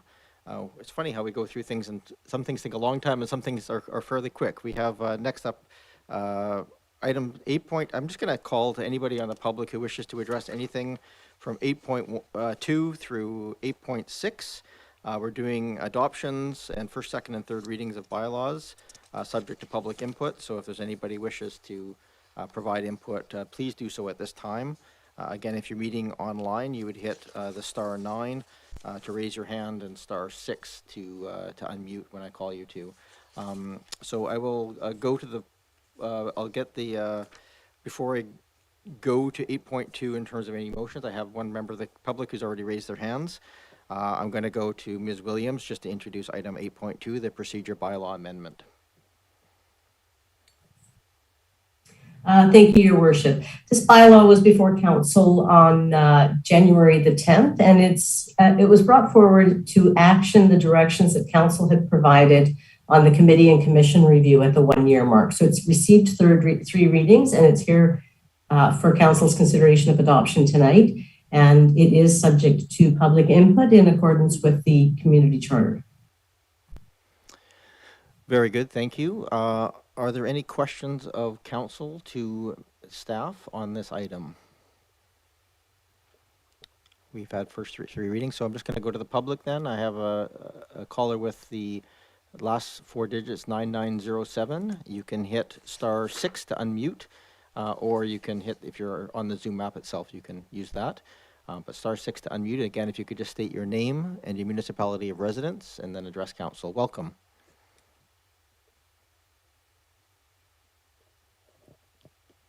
Mr. Mears, I believe this is, you're calling in again. You are unmuted at this point. Yeah, I am. I thought you said that you need public input at 8.2 through 8.6. I want to talk to 8.3. So shall I'll call in you again then on 8.3. No problem. We're just, I'm going to deal with this item first. So if people are watching the yeah, live no, stream, I want to give notice to people. Okay, I can wait. So here we are back to 8.2. Is there any discussion on, I guess, no questions? I'll take a motion to adopt. I'll move adoption. Moved and seconded. Councillor Appleton, you wish to speak? Nope. Moved and seconded. Don't see any other discussion. I'll call the question. All those in favor? Any opposed? None opposed. That carries. We are now moving on to number 8.3. We will be having public input on this, and we've received a number of pieces of correspondence on this. But before I get to any of that, we will go to a presentation. We'll take questions from councils, then I'll call on the public who wish to speak to us. If I can just get, if we can mute all the other speakers so we don't have crosstalk on this, that would be helpful. And going forward, I will go, I believe Mr. Weber is doing the presentation, or is there another member of staff that's going to do the overview? Thank you, Worship. Yes, I'll be making the presentation. Welcome, Mr. Weber. Thank you, Worship. The District Oak Bay is in receipt of a combined development permit and development variance permit application to construct a new 3-story mixed-use commercial and multifamily residential building with variances on the property located at 713 St. Patrick Street. The proposed development is subject to conformance with the district's commercial and mixed-use development permit area guidelines within the official committee plan and will require variances to the district zoning bylaw. To increase the maximum, these variances are to increase the maximum permitted building height, occupiable height, the number of stories, as well as to the parking facilities bylaw to reduce the minimum number of required on-site vehicle parking spaces. When the subject application was brought forward at the December 13th, 2021 council meeting, questions were raised relating to potential traffic and parking impacts to the surrounding neighborhood from the proposed development, and whether additional measures could be utilized to further mitigate these impacts. Council subsequently deferred consideration of the subject development application to tonight's council meeting and requested staff to provide additional information on these matters for their consideration. Staff have prepared the report that is before council tonight, which includes an analysis of whether a similar Section 219 covenant could be used on the subject development application as was used on the recently constructed multifamily residential development at 1510 Clive Drive, known as the Clive, whether additional transportation demand management measures could be utilized to reduce vehicle traffic and parking around the subject development, and whether the district's engineering department intends to carry out any safety improvements to the intersection of St. Patrick Street and Central Avenue if the subject development were to be approved. To briefly summarize the report, staff determined that while it is possible to use a Section 219 covenant to restrict vehicle ownership for future tenants on the subject property, as was done with the Clive, using such a covenant would have alternate ramifications for the subject development than its use of the Clive, and it could potentially cause future enforcement issues. Furthermore, in an effort to reduce vehicle impacts from the development on the surrounding neighborhood, the applicant is now proposing 2 additional transportation demand management measures, which include the provision of a shared electric bicycle and additional long-term bicycle parking for the commercial units within the proposed development. These measures are recommended by Watt Consulting Group and are referenced within the revised parking study attached to this report. Lastly, in reviewing potential traffic and safety issues that may arise at the intersection of St. Patrick Street and Central Avenue as a result of the proposed development, the district's engineering department has advised that due to the small scale of the proposal, traffic volumes are not anticipated to increase beyond a point where issues would arise and require infrastructure improvements. I should advise that the District Director of Engineering, Dan Horan, is in attendance tonight to speak to this matter further, should council have any questions. Council directed staff to give notice of its intent to consider the subject development variance permit application at the December 13th, 2021 council meeting, and staff subsequently mailed notice to 44 adjacent property owners and residents within 50-meter radius of the subject property on January 14th, 2022. 3 letters of correspondence have been received by the district as a result of this last notification, in addition to the 7 letters received as a result of the prior notification sent in advance of the December 13th council meeting. In summary, staff are of the opinion that as presented, the proposal development meets the commercial and mixed-use development permit area guidelines within the district's official community plan, as well as direction within the 2020 Housing Needs Report. The requested variances are supportable as they are in line with policy direction within the official community plan, and the applicant has designed the development to be sensitive to the surrounding neighborhood and with a robust transportation demand management strategy. Staff are requesting council direction on this application, and the applicant, Peter Hardcastle, is in attendance tonight, along with Tim Shaw, a consultant from Watt Consulting Group who worked on the parking study, to speak to the development proposal. Thank you. Thank you very much, Mr. Weber, and welcome, Mr. Hardcastle. Before we go to any further presentations, I will take and allow Mr. Hardcastle to respond to questions from council at this point. And so are there any questions of council to staff or to the applicant? Go ahead, have Councillor Ney.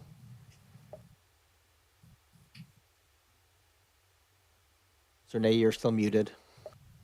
Thank you. Yeah, thank you for the overview, Mr. Weber, of the developments here, and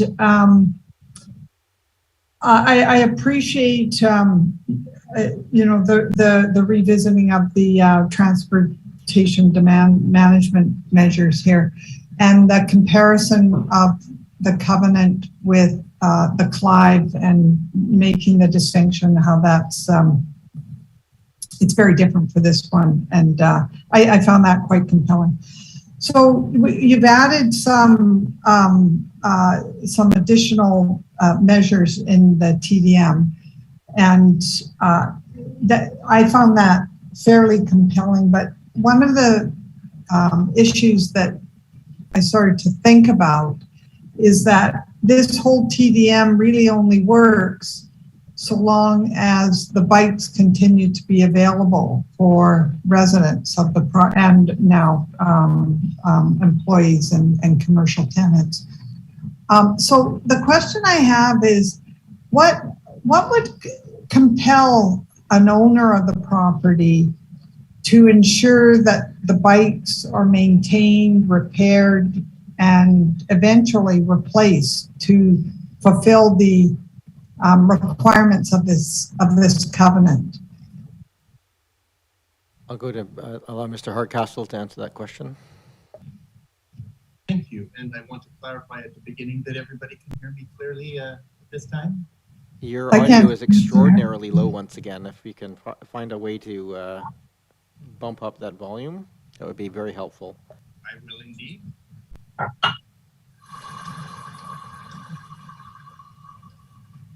And can you hear me now? It is substantially better. If you can just speak loudly and clearly at the same time, and it'll be very audible to everybody. Thank you very much. It's a pleasure to answer the question. Yes. It's gone quiet again, Mr. Hardcastle. I'm not sure if it's a directionality of the mic issue or something else, but it's we're having a hard time when you spoke again there.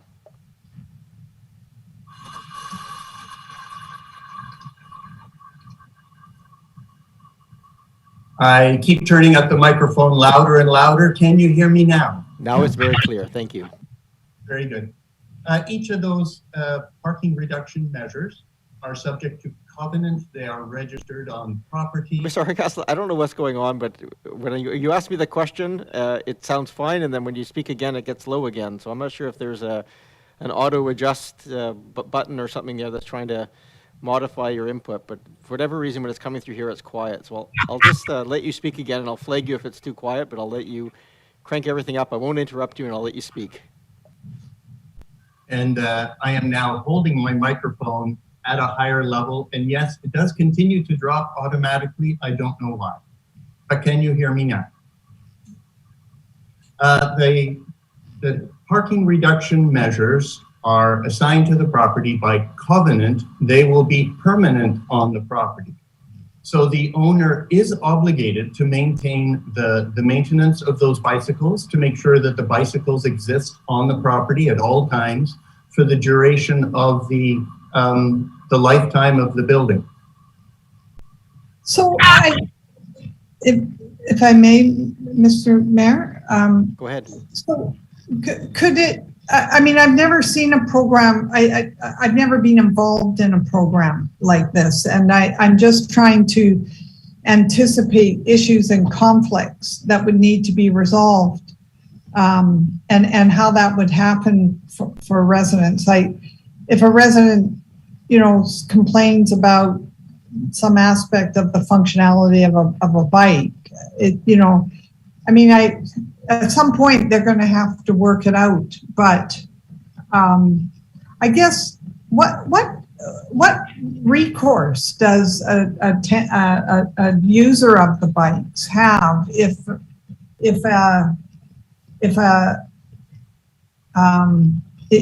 an owner of the property was reticent or, you know, didn't meet the standard? I mean, they're going to, if the standards that one would expect to be able to use the bike in a safe way or a functional way. Thank you, Councillor Nate. Go ahead, Mr. Hardcastle. I do appreciate the concern, and perhaps that concern existed at the beginning when there were leased automobiles or rented automobiles. And now we're having these contracts now come to bear on electric bicycles.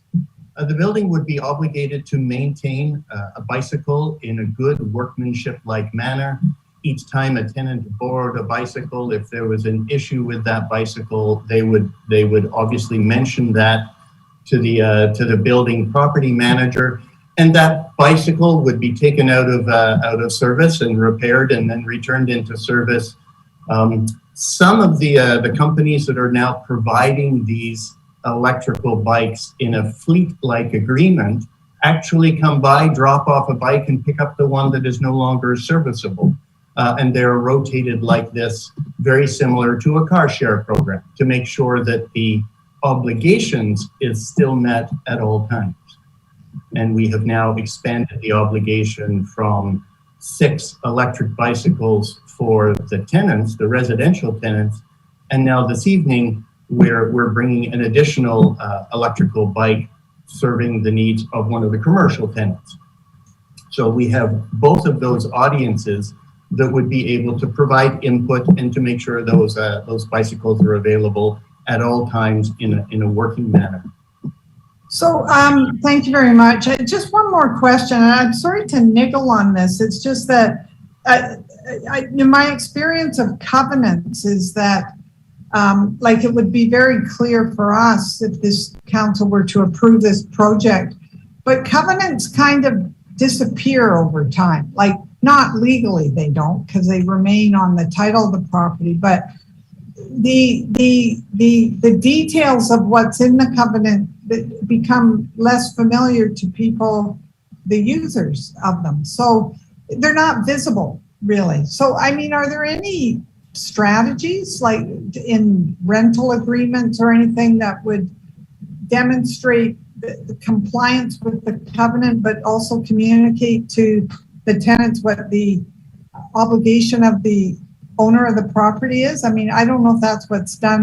My concern really is I don't disagree with this as a strategy to mitigate parking needs. I just really want to ensure that it's effective and sustainable. Yeah, that's really my issue. So I'm just looking, is there anything else other than including these measures in a covenant that would ensure that it would stay, the measures would stay alive? Mr. Hardcastle, anything else to add? Perhaps nothing to add other than the clarification that this is registered on title and there is an obligation to do so. And I think I would have to refer to the planning department for enforcement of those covenants. And what could we do to make sure that they are more visible to residential tenancies and to the commercial tenants themselves is perhaps making sure that it is in their leasing and residential rental accommodations, that this is the privilege of being in this building, that this is attached formally to their rental and or leasing agreement.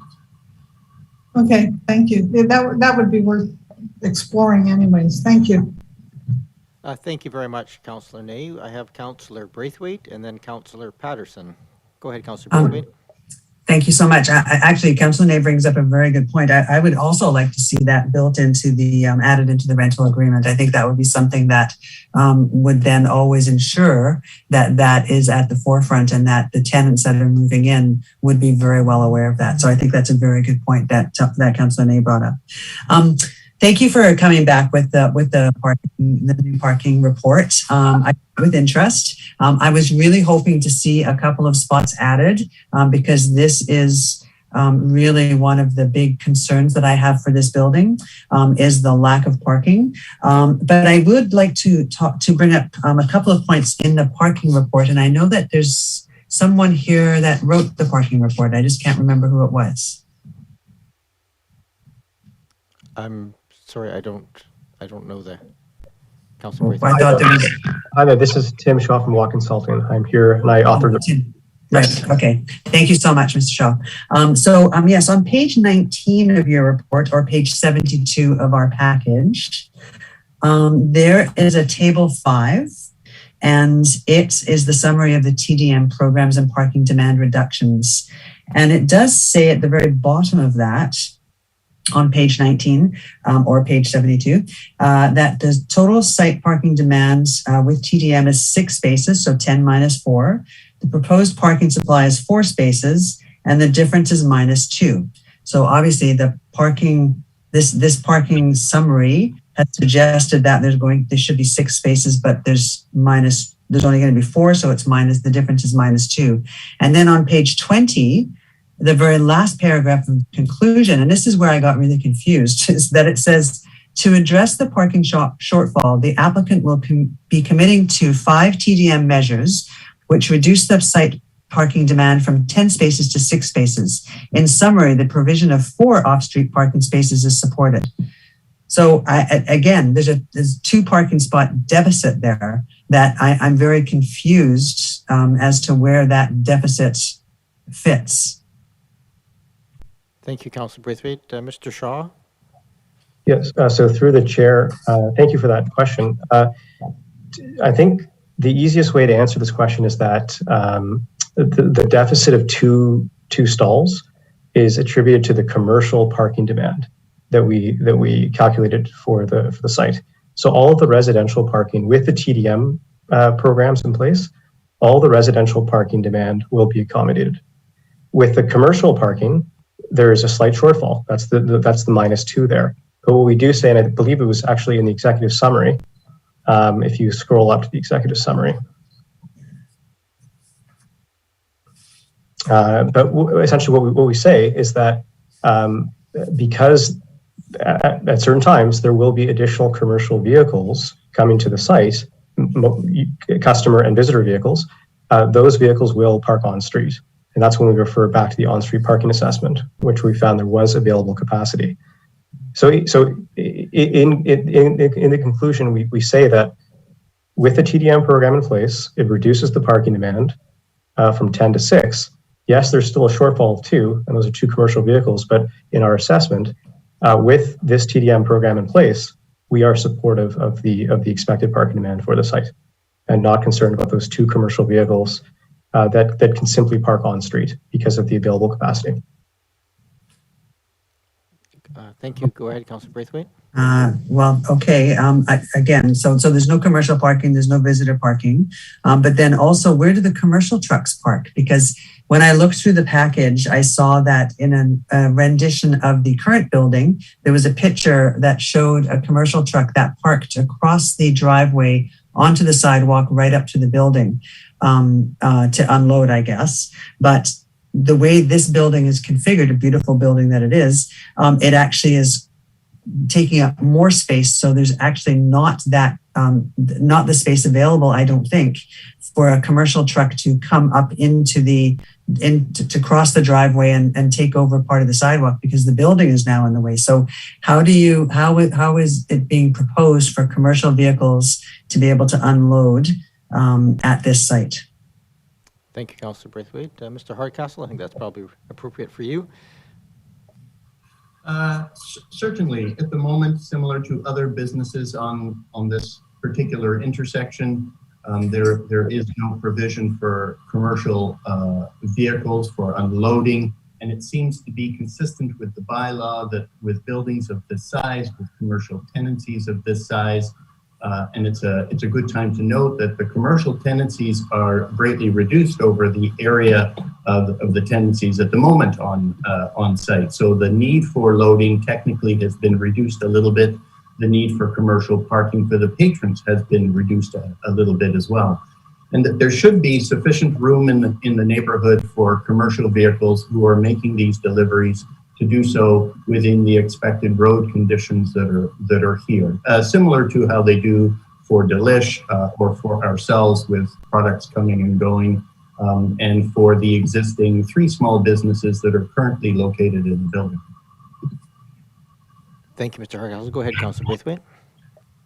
Yeah, I mean, I would hope that the businesses there are going to be busy, and so that they will probably need more commercial vehicles. So, but that's neither here nor there, I guess. And then my last concern is, I mean, I read with interest that now there's also going to be a commercial bike, a commercial electric bike available for the businesses. And I wonder, how does that work? If there's 3 businesses in that building, how does one business get the choice of the electric bike over another? Is it not some sort of a logistical nightmare that's going to happen there? Like I don't understand how that's going to be run, and that's something that I know you're going to have to work out. But just out of curiosity, how do you see that happening? The commercial space has the potential to be a single tenant. Mr. Hardcastle, can you just adjust your microphone again and speak up? That was very quiet. Gladly done. The commercial tenancy could in fact be leased by a single tenant for the entire space, and we purposefully have designed the building so with specific door potential that is potential for this space to be subdivided further. There are several ways for a property manager to assign that electric bike. It could be because one particular business will benefit most from it. It could be based on the first come, first serve. It might be an electrical bicycle that's used during business hours in some ways to limit car traffic in the neighborhood. And in another way, it could be because a lease owner is actually going back and forth to their home at night using an electric bicycle and reducing the parking in the neighborhood in that manner. So there's a variety of ways that the electrical bike could be used to the benefit of the building and the tenants, and to the benefit of the community by taking out some form of commercial traffic with cars coming and going. So there's a variety of ways that it can be used, all of which are helpful. But I cannot anticipate which one of those items, of course, will constitute its greatest use. We just know it's such a good thing to do. Thank you, Mr. Hardcastle. Councillor Braithwaite, anything else? I have Councillor Patterson, and then Councillor, that's the only other hand I see up at this point. Councillor Patterson? Yes, thank you, Mayor, and through you to, I guess, Mr. Hardcastle.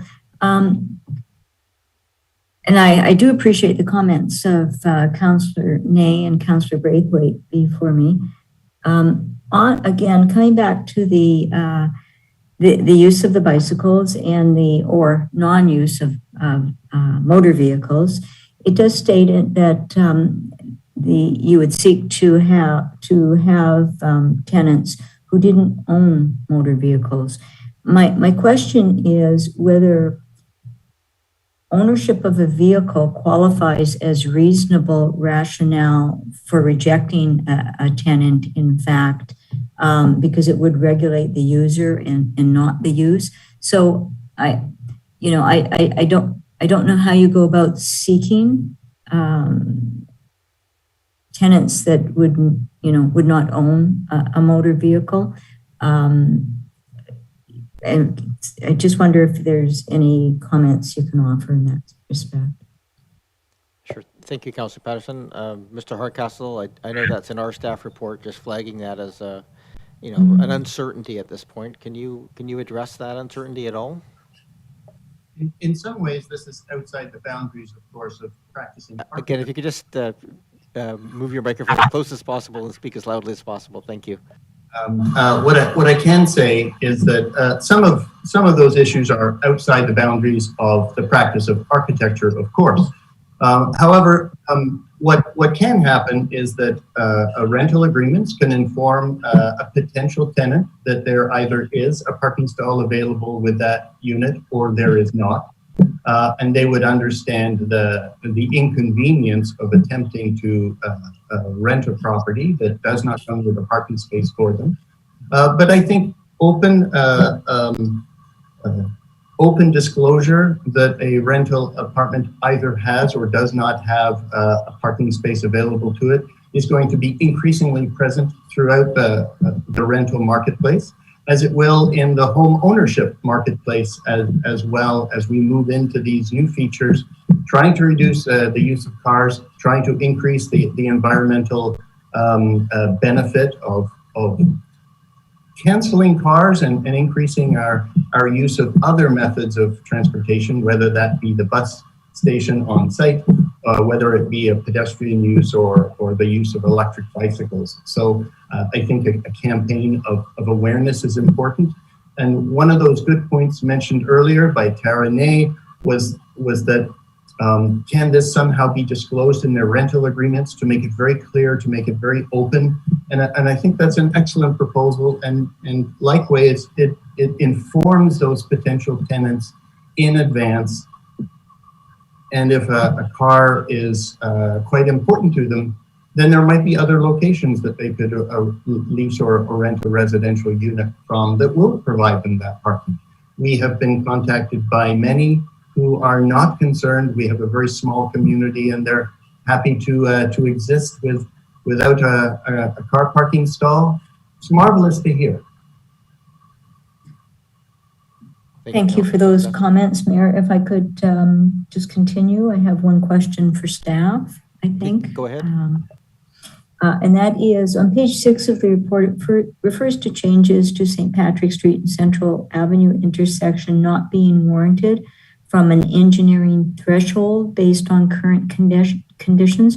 I'm wondering if staff could speak just briefly on the engineering threshold that is referred to and how the threshold is determined, and or perhaps what would trigger re-examination of that.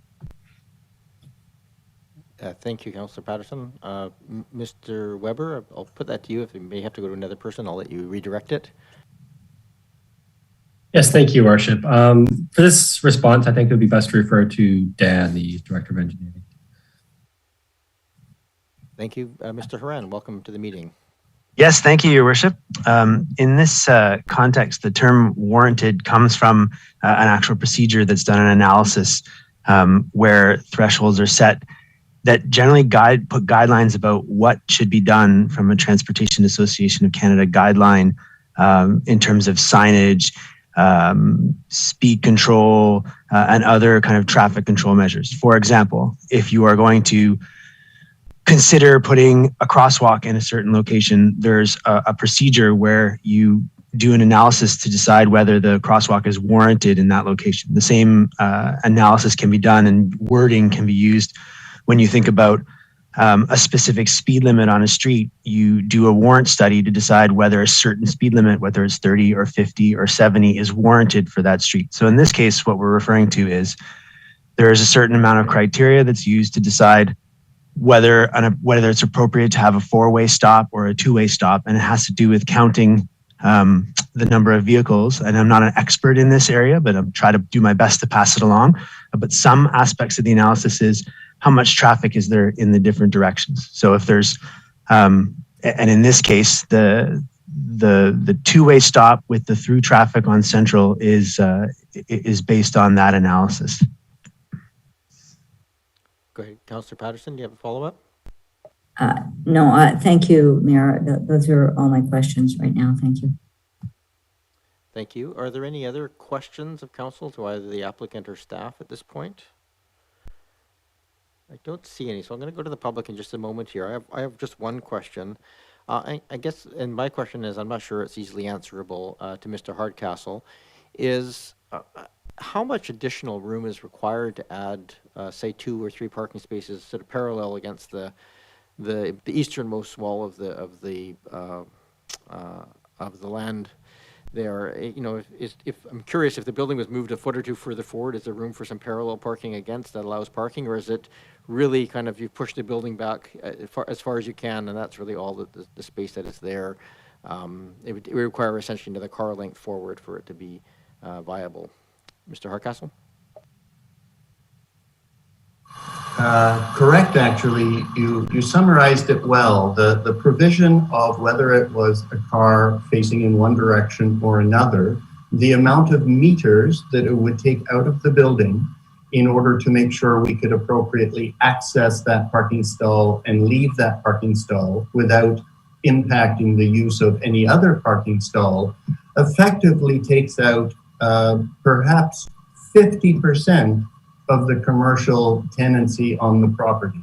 It would remove the ability for us to host the amount of commercial space that's there, and essentially might remove its commercial viability from the building. They are already exceptionally small spaces currently. Thank you for that clarification. I guess I was mostly curious whether that had been looked at in detail, and I appreciate the fact that it has as one of the options. So thank you for that, Mr. Hardcastle. I don't see any of the questions of council or staff. We have correspondence we've received, but we also have opportunity for the public to address us. If you're watching us on the YouTube live stream, definitely this is the time. You should be calling into the 1855 number, and if you can just hit the *9 to raise your hand, then we will go to you. It'll flag on our system and make it available for us to take your comments. I will go now to the phone number ending in 9907. That's Mr. Mears. I know that from previous experience. So if you could just state your name though and municipality of residence for the record, and of course hit *6 to unmute yourself before you begin speaking. Welcome back to the meeting. Thanks for this opportunity. Anthony Mears, South Oak Bay. I provided you with a report, and I don't know, you've had to plow through 149 pages of the planning report, so I don't know if you had time to read it. It's pretty comprehensive. But if you if you just look at the pictures, you know, they explain the whole situation. There's a real safety problem here, and you know, you have been provided limited information on the traffic situation. It's only applies to the new building. The new building will make things worse. I think I put that in my report as to how that would, what conditions would be made worse by that building going in when cutting off additional setbacks, particularly the ones between the bus and the current 12-foot setback to Casey's Market. I just want to comment briefly on some of the comments that have been made so far. Renter residents move 4 times as many times as much as homeowner residents. So you're going to get quite a bit of moving in and out of that building. You know, you mentioned the small restaurant. It's on a bigger street. The St. Patrick Street is 33 feet wide, and the Central Avenue is 27 feet wide. So you put a big moving truck from what I can see, it has to park on St. Patrick's. They're not going to be parking on, sorry, it'll be on Central Avenue. It's not going to be parking on St. Patrick's and carrying the furniture to an elevator. I understand is on Central Avenue at the east end of the building. So you're going to have one total lane blocked with a moving truck and other commercial trucks as well. I mean, if you take a look at one of my I think Appendix 3, it shows you a van that's actually almost wiping out one of the lanes on Central Avenue. And you know, Central Avenue is quite well traveled. I mean, I would just taking pictures from my car, I had to wait quite a bit before cars cleared in every direction. And also, when I was there, there were two buses in the bus bay. One was an articulated bus. I don't know if you know what that is, but it's like a double bus, and it's 60 feet long, and the other bus is 40 feet long. So that makes conditions even worse. The sight lines actually at this intersection are horrendous. I mean, you really just have a couple of seconds to make the reaction time to any cars coming past the bus or coming the other way. Given that hedge on the northwest corner of the home on the northwest corner, it's on the property line. It's 10 feet high. I think you've got to take into account the fact that there's new information now, and the reports I provided to you. You know, the planning department isn't going to have my experience as a police officer for 5 years in Vancouver and dealing with a lot of serious accidents and fatal accidents and investigating dangerous intersections. I think you have to take a real strong look at this, and the engineer has explained it. He's not an expert. I don't expect him to know what I know. The police department have not weighed in on this, and they certainly know that intersections are where most traffic accidents occur, and serious traffic accidents, and especially in urban areas. I'm not clear why they haven't provided any information to you, but I think that's something that should happen. Anyway, I don't want to belabor this. I think the information is all in my report. I think if transport administrators and police forces all over Canada and the transit authority is worried about a bus bay being ahead of an intersection, and intersections being as dangerous as they are on the sight lines, I think that council should also be aware of that. I would recommend, given the limited information you have, that you do a traffic study, and that's what the engineer in the department said in the first place. And if you take a look at my appendix, I think it's 5. It explains what an independent one. I don't know if we should have the applicant do this. I think it would be important for all this will be confirmed in a proper traffic study. So you've got a public safety issue there right now. There's also so you're putting the public at risk, and there's a number of complaints there. I think if you've got you've also got a liability issue. So I think if you with the evidence presented, I think if you you better get a legal opinion as to what the liability would be if there was a serious traffic accident. And from my experience, I think we've been very lucky. We haven't had a serious accident there up to this point. And I would think we would have at some point. And if we don't, it'll just be blind luck. Anyway, that's pretty well all I want to say. Thank you. Thank you very much, Mr. Mears. Is there any other members of the public that wish to address council on the application in front of us? I don't see other hands raised. Those do tend to come in. I'm just getting a text, so I'm just going to make sure I'm not getting any additional messages. Nope. I don't see any. I'm just giving one last chance here for the public to weigh in on this matter. I don't see any others. Can I just get if we can just get the non-speakers to mute again, we'll just move this forward into council. So we're back to council table at this point, and we'll happy to, really probably ideal to have a motion, and then we can speak to the motion as it's going forward. If we first just have a motion to receive the reports. Moved and seconded for the receipt. Any discussion on receipt? Don't see any. All those in favor? Opposed? None opposed. And then we get to the meat of the matter here, which is, of course, the matters at hand. Go ahead, Councillor Appleton. Thank you, Your Worship. So I would move that development permit application DP 00030 and development variance permit application DVP 00115 to construct a new 3-story mixed-use commercial and multifamily residential building with variances at 713 St. Patrick Street be approved. Second. It's moved and seconded. Thank you, Councillor Appleton. As the mover, you're welcome to speak in motivation.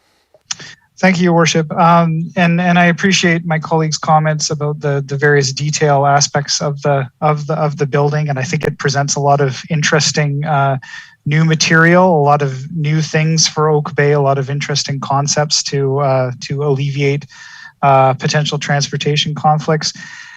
Fundamentally, when we're entertaining a variance and looking at a variance here, what it comes down to for me is essentially a lack of 2 parking spots. I think we're looking at broadly there is a potential deficit or a shortfall of 2 parking spots. And I'm contrasting that against the need for 6 badly needed new rental units in Oak Bay. And so it comes down, is not a straight choice between those 2 things, but do I think that those things are does one outweigh the other? And frankly, I think that accepting that potential shortfall in terms of parking spaces is a valid thing to entertain to gain that badly needed rental housing. And I do appreciate the specific mention in terms of consistency with Oak Bay policy and Oak Bay direction. I just it's actually included in the staff report, and call council's attention to page 5, which specifically speaking to transportation policy T19, which is the 3rd bullet here on page 5, which talks about allowing reductions to parking requirements in situations where locations with good access to public transit, projects with site-specific transportation demand management strategies, or housing where residents primarily walk, bike, or use public transit. So I think I see pretty clearly in my view that this particular project checks those boxes and meets those standards. So I'm quite excited about the amenity and about the resource in terms of rental that this project could bring to the community. Thank you, Your Worship. Thank you, Councillor Appleton. I have Councillor Braithwaite and then Green. Oh, actually, probably go to Councillor Ney as the seconder first, and then Braithwaite and Green. If Councillor Ney, you wish to speak. Well, just to add to Councillor Appleton's points that I fully support as well. I think in addition to adding some really valuable housing stock for this community, we've got a model project that we haven't yet seen in Oak Bay. And it's using us to mitigate the number of parking stalls required. It's using a fairly innovative strategy to ensure that residents do have accessibility to a mode of transportation. And it's new for Oak Bay, but it's a sound policy development. It's evidence-based and has been shown to be effective in other communities. So I'm looking forward to this project unfolding, and I hope that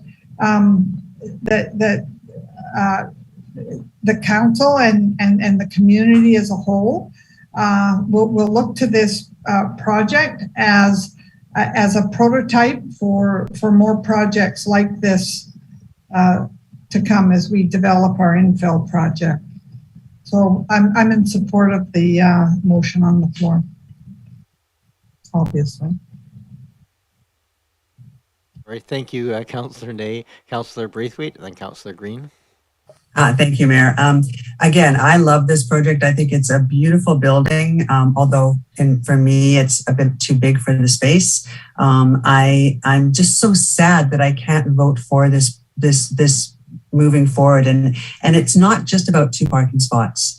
It's when you look at overall this building in our much dated parking bylaws should have 21 parking spots. I think that's far too much. Obviously, I think 6 to 8 with the commercial would have been a very good number of parking spots to have for this. I just can't wrap my head around the fact that it only has 4. I know that this is a very good project for Oak Bay, and I'm happy to think that it's going to be going forward because I'm quite sure that I'll be the lone speaker against this motion. However, I do feel like I need to speak for the people who are concerned about the parking that's going to be increased around that building. Is it wonderful that we're finding new ways to mitigate against having cars? Yes, I'm in full support of that. But again, I think that we need to consider the impact that not only this building has in that area, but there's other buildings that have an impact as well. And I think we've heard from, and I've heard from on the street, people who are concerned about how the parking will increase in that street and the traffic will increase in that area. So lovely building. I'm so pleased that it's going to be going ahead, but I have to sadly vote against based on the number of parking spots that you have, even though you're trying to mitigate against the need for cars there. But thank you very much for presenting. Thank you, Councillor Braithwaite. Can never entirely presume anything from councils, but I appreciate the comments. Go ahead, Councillor Green. Yes, thank you, Mayor. And I also appreciate all of the comments from my colleagues, and I do respect Councillor Braithwaite's perspective, but I'm compelled to support this motion because of what it represents, and that is an opportunity for more housing, more rental housing in Oak Bay. I have to say I take exception with one of the descriptors of renters that they move often, and the implication being that they're transient. I know many people who have been long-term renters for decades in Oak Bay, actually. And in fact, one of my family members has been here for 13 years and she rents. So I would like to make that point, but I would also like to say that this will add much needed rental housing stock. I appreciate the concerns around parking, but to be honest, I used to live in that area in the 1980s. It has always been a commercial corner. All corners have been commercial there. And parking has been well managed. So I'm confident that with the owner's participation and working with our district, that any parking issues will be addressed and will be resolved. So I think the compelling factor here is the fact that it will be adding new rental housing, and it will be an attractive building that will fit well with the neighborhood. Thank you.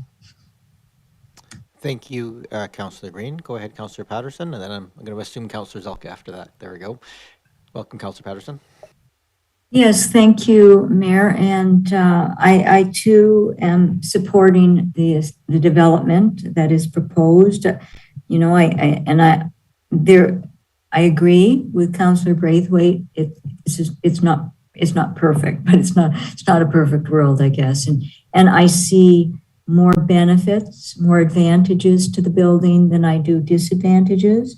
I, think it's a bit of a stretch talking about its proximity to good public transportation, because the frequency of the buses in that location, I don't think can really be deemed to be good public transportation. They run very infrequently. However, perhaps with more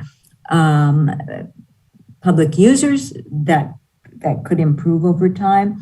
What I am also interested to see is with this quite large variance that is a concession to the building because of the housing it is providing. I think that it will be interesting to see how that translates into affordability of the units in comparison to the rest of the marketplace. I also am somewhat reassured by comments from staff that transportation issues, if they change, will be reviewed by a transportation study at that time and potentially modified as to suit the needs in the future. So for those reasons, I support the development. I think it is it's a nice development for this corner. It provides much needed housing, and so I look forward to the changes coming to the corner. Thank you. Thank you very much, Councillor Patterson. Go ahead, Councillor Zelka. Thank you very much, Chair. Yeah, there's obviously the proponent has made a number of compromises and tried to squeeze as much as they can, and some very, very good design work to squeeze and make the compromises that they have on this small site. It is zone C2. All of the neighbors know that this is a commercial site, and they knew that before they moved into the neighborhood. So the fact that it's going to continue to have a commercial aspect to it should hopefully not be a concern. And I do applaud the proponent for adding housing above it. I have, of course, some of the concerns with respect to some of the compromises made, with respect to the height, with respect to the difficulty it may be, depending on who are the commercial elements in there, and how they're going to get the stock in and out, and how the trucks are going to be parking most likely on the street, probably out front on St. Patrick. I don't know how they're going to come in the back door with the cars in the way. And I don't know quite where there's a ramp for these things to come up other than the ramp on the side where the wheelchairs come in. So it'll be very interesting to see how that compromise works out in terms of how these commercial entities will be supplied. Another aspect of supply chain concerns with the last mile there. It's interesting to hear staff refer to this as a small scale proposal.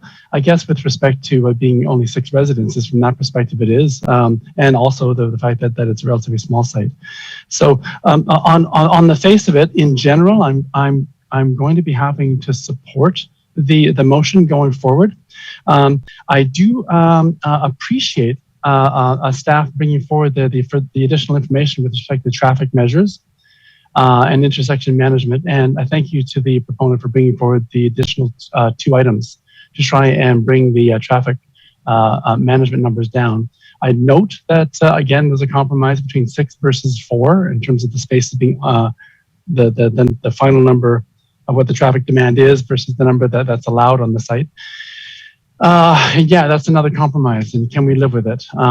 It's a tough one, I'll admit, but on the face of it, I'm still in favor of it. I do have a concern, and I wanted to ask a question through you, staff, through you, Chair, to staff with respect to the safety aspects of the intersection. So a question through you, Chair, to the Director of Engineering, with respect to the engineering threshold based on current conditions. I would generally tend to agree with the report as written, where it's saying that this particular building may not change the intersection enough to warrant further changes to that intersection. However, today and last week and the week before that, I actually drove the intersection east-west a couple of times, north-south a couple of times. And with its current configuration, especially with the bus terminal bay location where it is, and with the visibility aspects that are existing or extant today, I actually do have some concerns with respect to traffic traveling north and south on St. Patrick's with respect to, and the point I'm trying to make is, there appeared to be confusion that I experienced and that I also experienced from pedestrians in that what is a two-way stop was being interpreted as a four-way stop. So by many users of that intersection. So some of the letters we've received, I'm tend to agree with many of them. This is a concerning intersection in particular because of the visibility around the bus terminal bay, and also that rather large hedge on the north side, the north side of Central. So the question through you to Director of Engineering is, what is the criteria that we have for indicating that the stop signs are specifically two-way stops?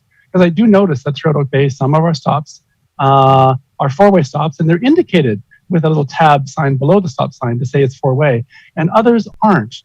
And sometimes it's ambiguous, and it very helps drivers a lot, and other times it's sort of like just assumed that drivers will somehow know based on some sort of road markings, although road markings fade. So there's a question through you to the Director of Engineering. What is the criteria for helping drivers see which intersections are two-way versus which intersections are four-way or all-way? Thank you, Councillor Zelka. Mr. Horan? Yes, thank you, Your Worship. So my technical expertise is not in transportation engineering. I have members of my team who are experts in that area. And then when they're at their full capacity in terms of not being able to deal with specific issues, then we outsource to consulting engineers for either quick studies or advice to provide us with guidance on what we need to do when we don't have the resources in-house to do it. So unfortunately, the answer to that question is something that I'm not qualified to weigh in and explain how that works. I think from the perspective of a governance decision and how like big picture wise about how the community is addressing issues that are raised in terms of traffic and safety. We receive emails and letters and phone calls on a regular basis, I would say almost every day, about intersections all over the community. And the vast majority of them it's rare that we'll get a piece of feedback that says we really like how a specific intersection is. So we have a lot of work to do when it comes to transportation safety in the district. So we use a bunch of criteria to try to prioritize the limited resources we do have. And we do our best in terms of managing the resources in terms of budget and the staff that we have to address our biggest concerns first. I hope that answers the question. Thank you. Sheriff, I may continue? Go ahead. Yes, thank you very much. I very much appreciate the comments. There's what 8 or 12, 10 branches of engineering, and we're not all experts in all the branches. And the one branch that I'm familiar with has to do with ergonomics, human factors, and engineering psychology. And it was kind of interesting as I'm driving along St. Patrick. I'm going like, I'm confused. This is not a good thing for a driver to be confused. So this has nothing to do with the layout of the actual necessarily with measurements or the layout specifically of the parking spots or the size of the roads. But for the point I'm trying to make, it has more to do with what's in the mind of the drivers to make sure that they, or I should say the road users, because bicyclists and others, with our complete streets process, we of course have lots of road users to consider, including pedestrians, and I saw some confusion amongst them as well. So while I will support this motion and be voting in favor of it, I will also, after the fact, in the motions arising, be putting forward a motion to suggest that the label for two-way tab sign be added to the stop signs so that it's abundantly clear to any traffic going north and south that this is a two-way stop, and that it is the responsibility, abundantly clear, to traffic on St. Patrick going north and south that they must creep forward because the traffic on Central will not stop, and that wasn't clear to me. So thank you very much. I think I'll leave it at that for now and see where the rest of my councils, what they have to say. Thank you.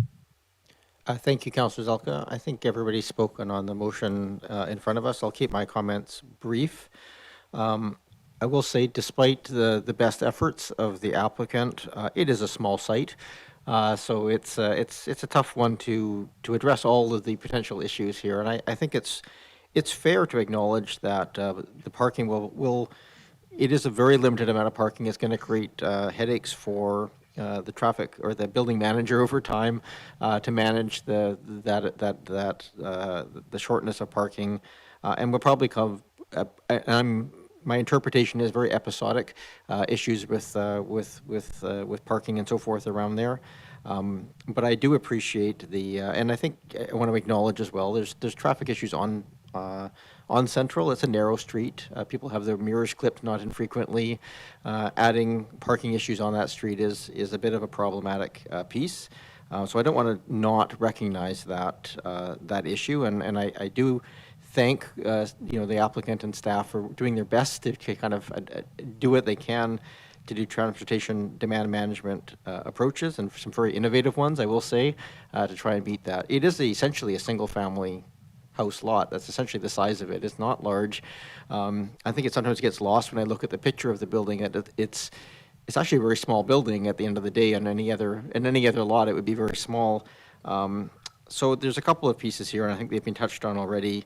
That building, the design, the additional housing, is an asset to the community. The commercial space, a refreshed but small commercial space that services the area. This is part of what makes Oak Bay really vibrant and viable, is having these small pocket commercial spaces, and they do have to be refreshed sometimes. I think we acknowledge that current building, the way it is not going to last into the future. It has to be replaced, and so that piece is there. So those are sort of the two critical things from my perspective. I do see this as being a positive asset to the community. It does bring those housing pieces that we've talked about. It does, and I just want to again thank the applicant. I know it's still pushing the boundaries of what's there. I don't think any of us are any develop on this lot would have issues, but the subtle efforts made here to bring down the roof line so it has an appearance smaller, architecturally reducing that massing image to the street. The willingness to take commercial space and just have it as 10-foot ceilings, not going for the sort of 15, 20-foot ceilings, which is becoming so common in commercial spaces these days, and allowing that to help reduce the overall massing of the building, and it's an effort made in every way to try and mitigate the impacts of the design, and I think I just want to express my appreciation of that. It's still going to be obviously larger than the current building, but to my mind, the balance of those pieces is at the end, looking in the best interest of the community. I have to find that balance that I can support the proposal as it stands, and I just really want to thank the thoughtful comments of my fellow councillors on all these aspects. I think we're eyes wide open to making this decision. There are going to be some pressure from this, but I think it'll also be an asset to the community when it's built. So those are my comments, and thank you very much for everybody for their comments. I don't see other hands raised for additional comments. So the motion as it is laid out in the report.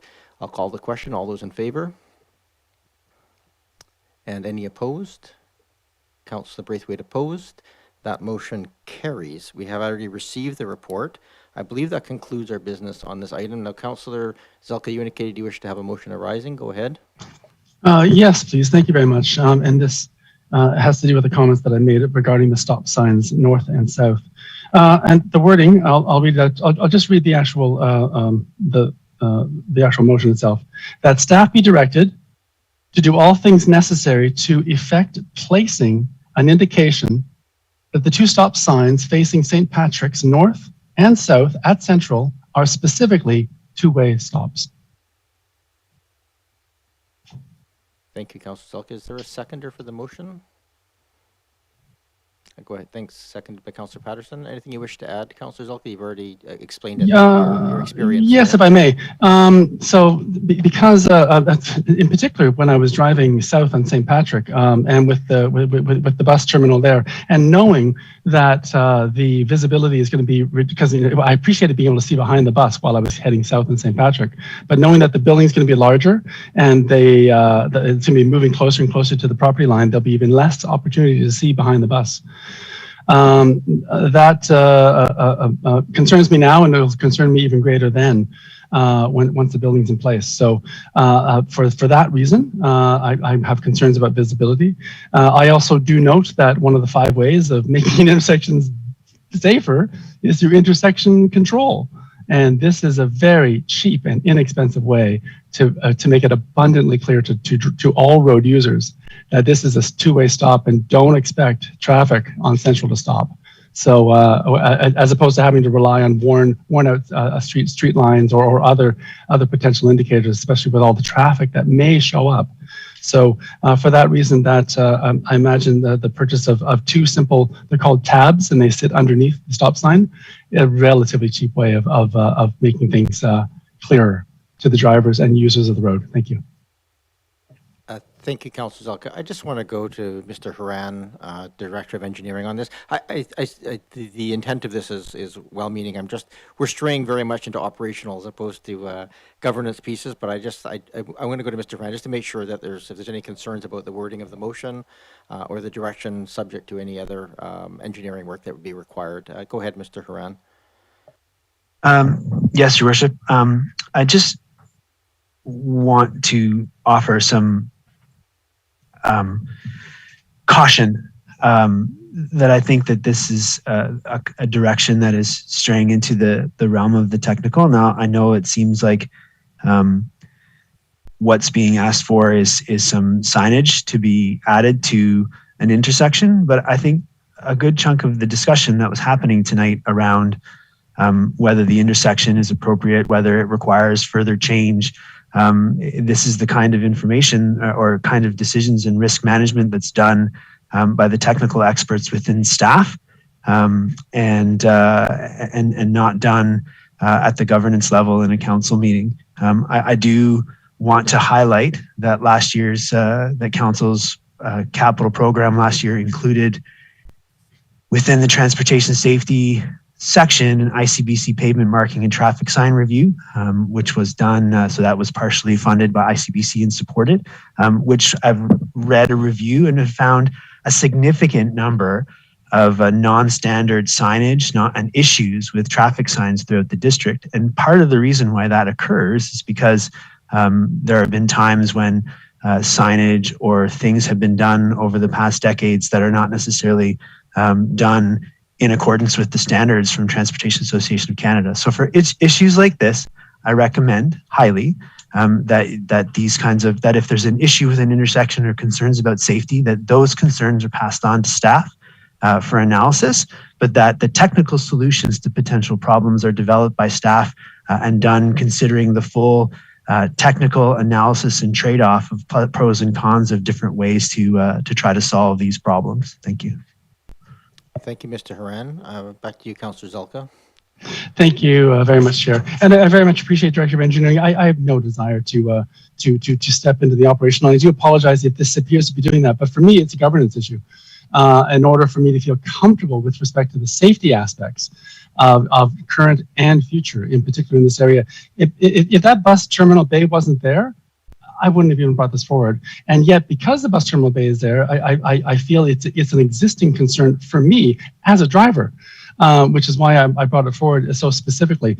And now, I could have instead put forward a motion to spend money to bring in, an engineering psychologist, human factors ergonomics expert, or someone who could basically help to clarify, what are these people doing, and then how are they thinking? I mean, traffic safety engineers, have to consider obviously what's in the mind of the drivers, but I thought there might be a less expensive way of doing it. And I do notice that throughout Oak Bay, these signs are slowly popping up.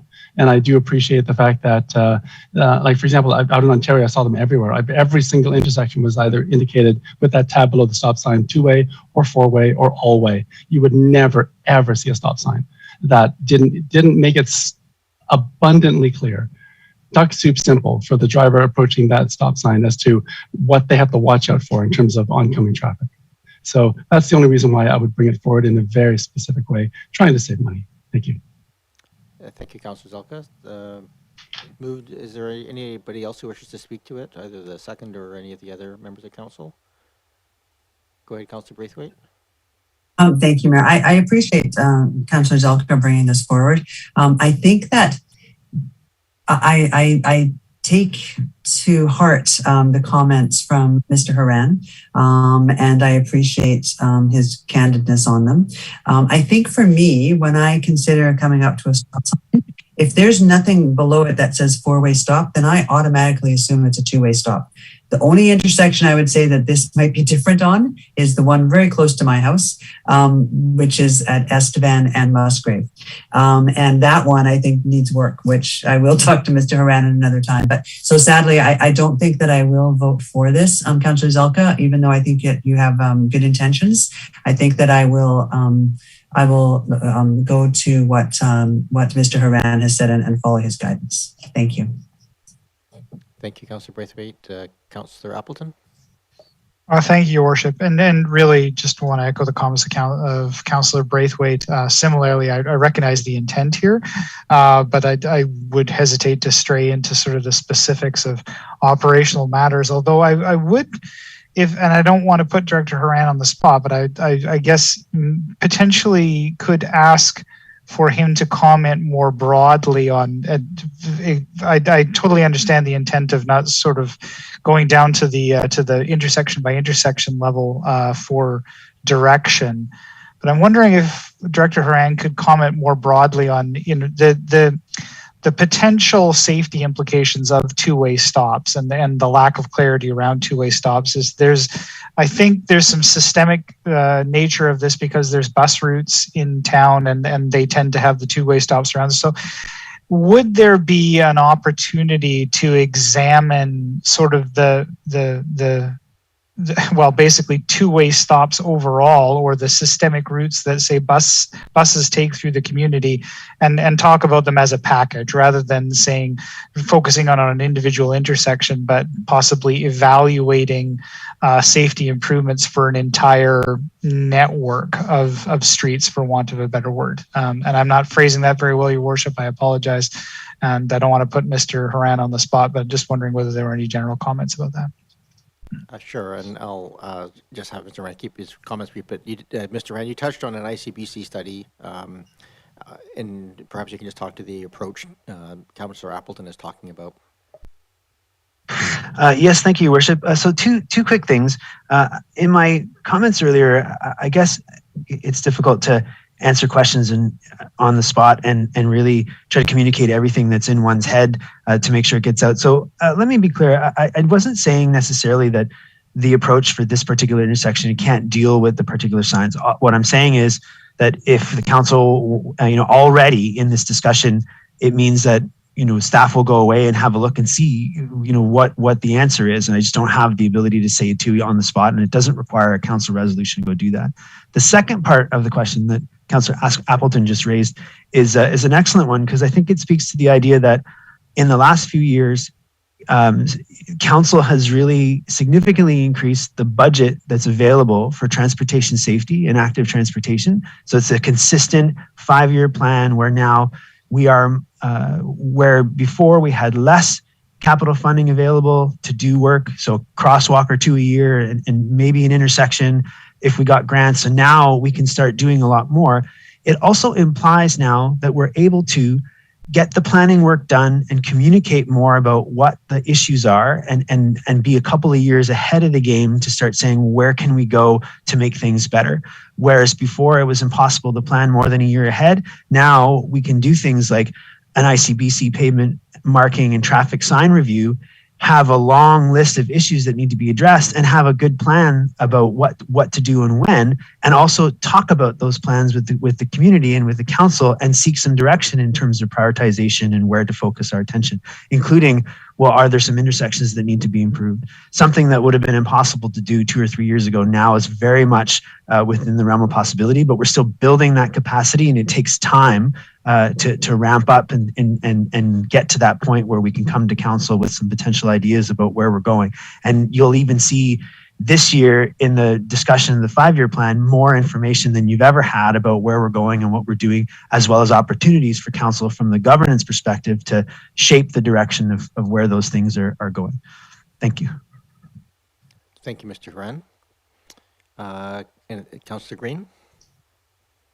Yes, thank you, Mayor, and I will be very brief. I appreciate Councillor Zalka's concerns about this issue, but actually I do agree that this is treading into operational territory.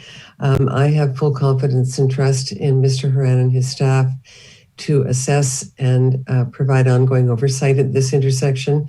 If there are issues down the road, no pun intended, I know that they will be addressed, hopefully. And wherever there's a public safety issue, I think Oak Bay has been pretty responsive. Those are my comments. Thank you. Thank you, Councillor Green. Any other discussion? As I'm going to vote against this, I'm just going to speak briefly why I think this may well be a very logical place to undertake such a change, but I also am mindful of those inconsistencies are as dangerous as the wording itself.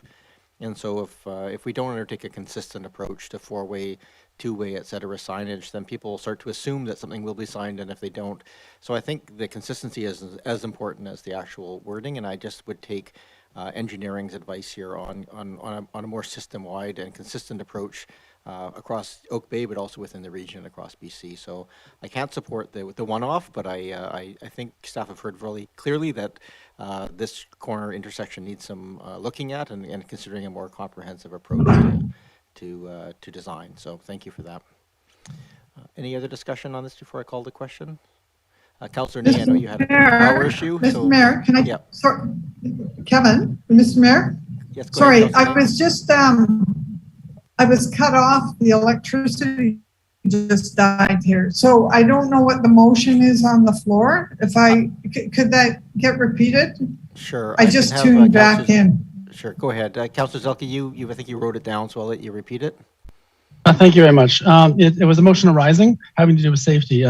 That staff be directed to do all things necessary to effect placing an indication that the two-way stop sign facing St. Patrick's North and South at Central be labeled specifically a two-way stop. Thank you. Thank you. Any other discussion? Don't see any. All those in favor of the motion? And those opposed? I have Councillor Green, Braithwaite, Appleton, and Nay opposed, and Mayor Murdoch as well. So that motion fails. But I think I can rest assured that the staff will be looking at that intersection in fulsome detail. Any other motions arising on this matter? I do not see any. I'll just thank Mr. Hardcastle and the development team that brought this forward, and for your patience as we go through multiple meetings and looking at all the nitty-gritty details. And thank you very much for your time, and we'll move on to other agenda items at this time. Thank you. With that, we're going to move on to item number 8.4. And again, 8.4, 8.5, 8.6 are all open for public input. And so we're just going to, if anybody wishes to speak to any of these, this is the appropriate time. If you're on the 855 number, to hit *9 to raise your hand, and then I'll call on you and hit *6 to unmute if you wish to speak to them. These are mostly procedural pieces, but they're certainly welcome to have any public input that people see fit. First up is under number 8.4, which is the bylaw 4770.001 for first, second, and third reading. But I'm just going to invite Ms. I'm not sure who's actually looking at this. Is it Ms. Morden? Are you speaking to this item, to these items? Thanks, Your Worship. I sure can. These three bylaws are just bringing forward an amendment to align with a resolution of council from December that will bring the committee appointments to staggered terms of 1 to 2 years for the three commissions listed. Thank you very much, Ms. Morden, for that overview. And with that, I think we'll just go to first and second reading of the first one, and then take any public input after that. Moved and I'll seconded. move first and second reading. Thank you. Is there any? Thank you. It is moved and seconded. Is there anybody who has any questions on this, or and I don't see any public raising their hands in my system.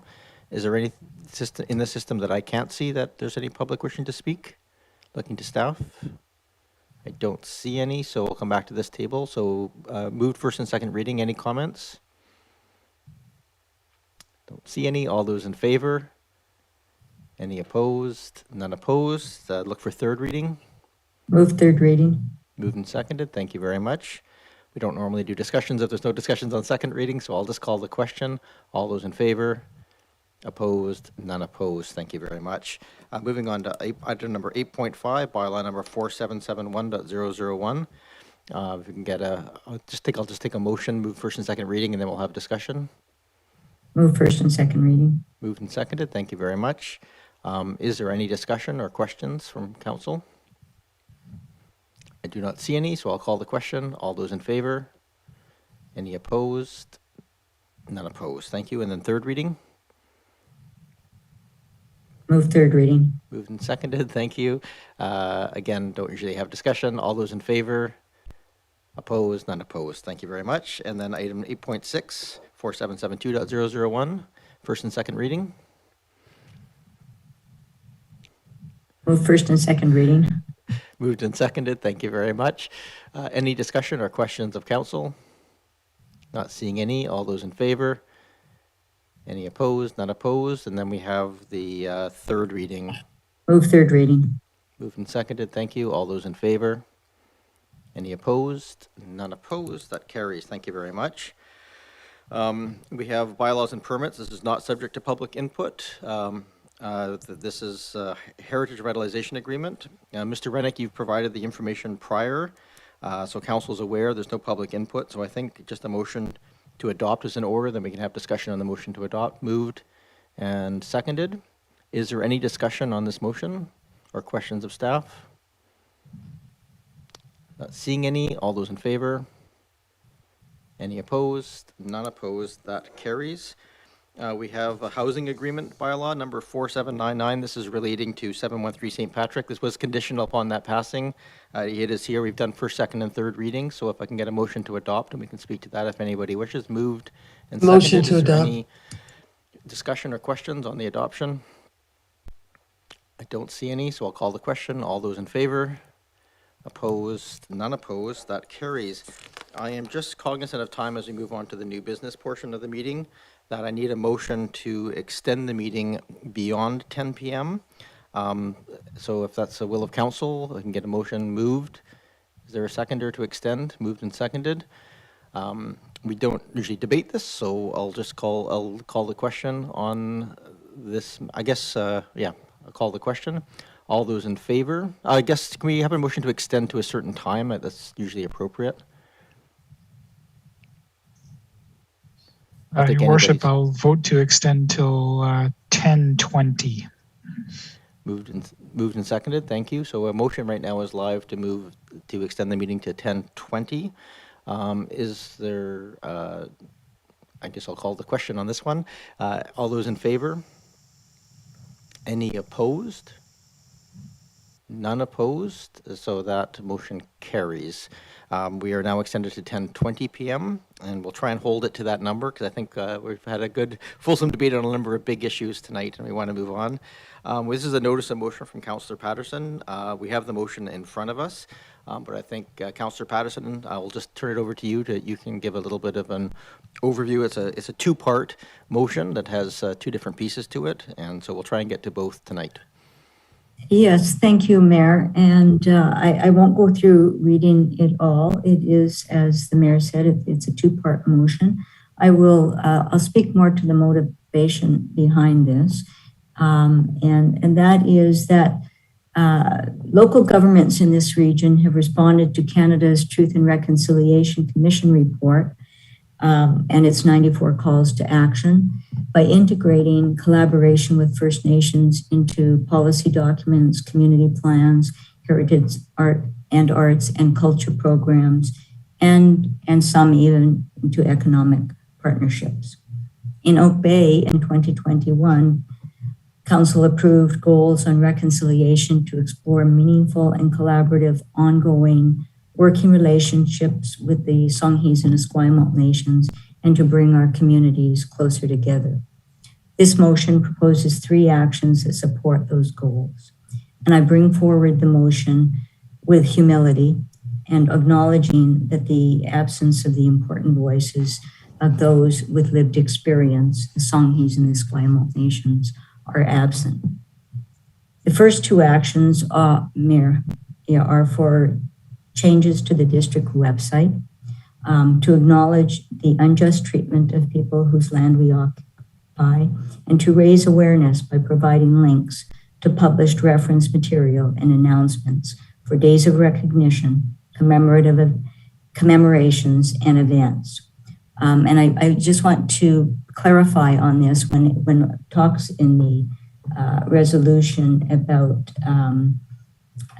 the history and the truthful history. I am not meaning the entirety of Oak Bay's history or all of those who contributed to Oak Bay's history. It specifically is to the Truth and Reconciliation call to action that identifies the recognition of the harm caused by the residential school system. And so that I just wanted to clarify. I'm not intending that we rewrite the whole history of Oak Bay. The history of the Songhees and the Esquimalt nations, specific to those nations, and in recognizing that they are experts on their own histories and culture and have the right to express and protect their heritage. That specific history can only be undertaken with their guidance. So again, I'm being very specific as minor adjustments to the history on the website and not rewriting the history of those nations either into it without first collaborating with them. But I do recognize that reconciliation cannot be achieved through a single process. It requires ongoing commitment and a range of actions. Songhees and Esquimalt nations and our council and district staff have limited resource capacity to undertake work on the 94 calls to action. Reconciliation Oak Bay is a collaboration of community-based organizations committed to building relationships with Songhees and Esquimalt nations can support council's goals by extending community outreach on education, respectful dialogue, and participation at events.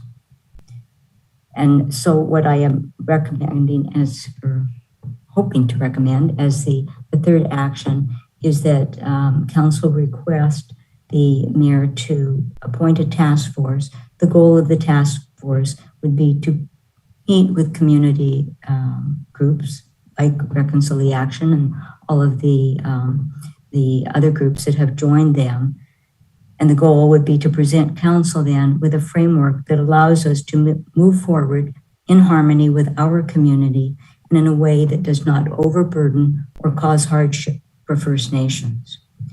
So I see this as a small step forward in a long journey on a process for moving towards reconciliation in a way that harmonizes voices in our community, that's efficient and helpful to us as members of council while we deal with some of the governance aspects around reconciliation that can only be achieved at the council table, but by allowing the broader community to work with us in this initiative and create the education within the community that is needed and that is desired by members of the community.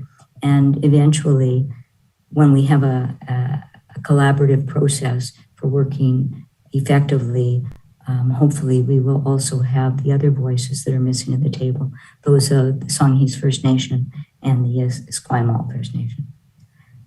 Thank you, Mayor. And with that, happy to answer any questions or comments from around the council table. Thank you, Councillor Patterson. There's a lot here. I have a feeling we may end up going past the 10:20, in which case we may want to extend or may want to come back to this if that's the piece. But I want to get to as much of this as possible so that we have clarification or anything else that we can deal with that. So I'm going to go to members of council. Are there questions of Councillor Patterson or of staff related to the items in front of us? Go ahead, Councillor Zelka. Thank you. I wasn't sure it was seconded, so I'd be honored to second this. Thank you. Thank you. Moved and seconded. Any other questions at this point? I guess no questions at all. I just, for my own clarification, I'm not sure if staff's ready to answer these questions, but first of all, I want to acknowledge the fact that Councillor Braithwaite and staff, and I think Bruce Kilpatrick from Reconciliation have been working on, development of a reconciliation and landing page on the municipal website. That's a work ongoing and a little bit probably delayed because we've given some indication we want to look at hiring some resource staffing inside of the municipality. Councillor Patterson, can you just? I'm struggling here a little bit with resources and that intention of council to fund some internal resources to help guide these sorts of initiatives internally to help be a bridge, respectfully in following protocols and so forth with First Nations. Skills that we don't necessarily have in-house right now. So can I just get clarification from you, because that role is being contemplated right now in the strategic planning and budgeting process. Is this intended to precede that or to anticipate that existence to guide this kind of work? I think this is meant to precede that and enhance that work. I think that my understanding of that work certainly is to assist council in working forward with Songhees and Esquimalt nations. And that's an important piece of the work that is necessary for us to move forward with the governance issues in respect to this. The motion is really trying to strengthen the piece that we need to have in communications with our own community, and that's a bigger outreach. And I think that it can be handled very well by members of the Heritage Foundation and certain.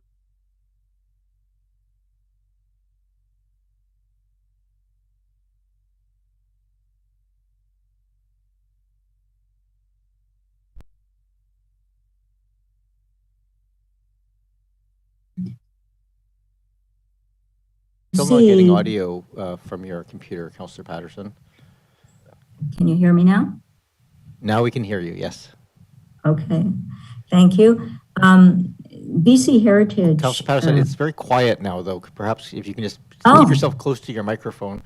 We seem to be having audio issues here today, so yeah, welcome to the club. Well, and hopefully the screen won't go black on me because that's been happening too. Can you hear me? I can hear you very clearly now. Thank you. Thank you.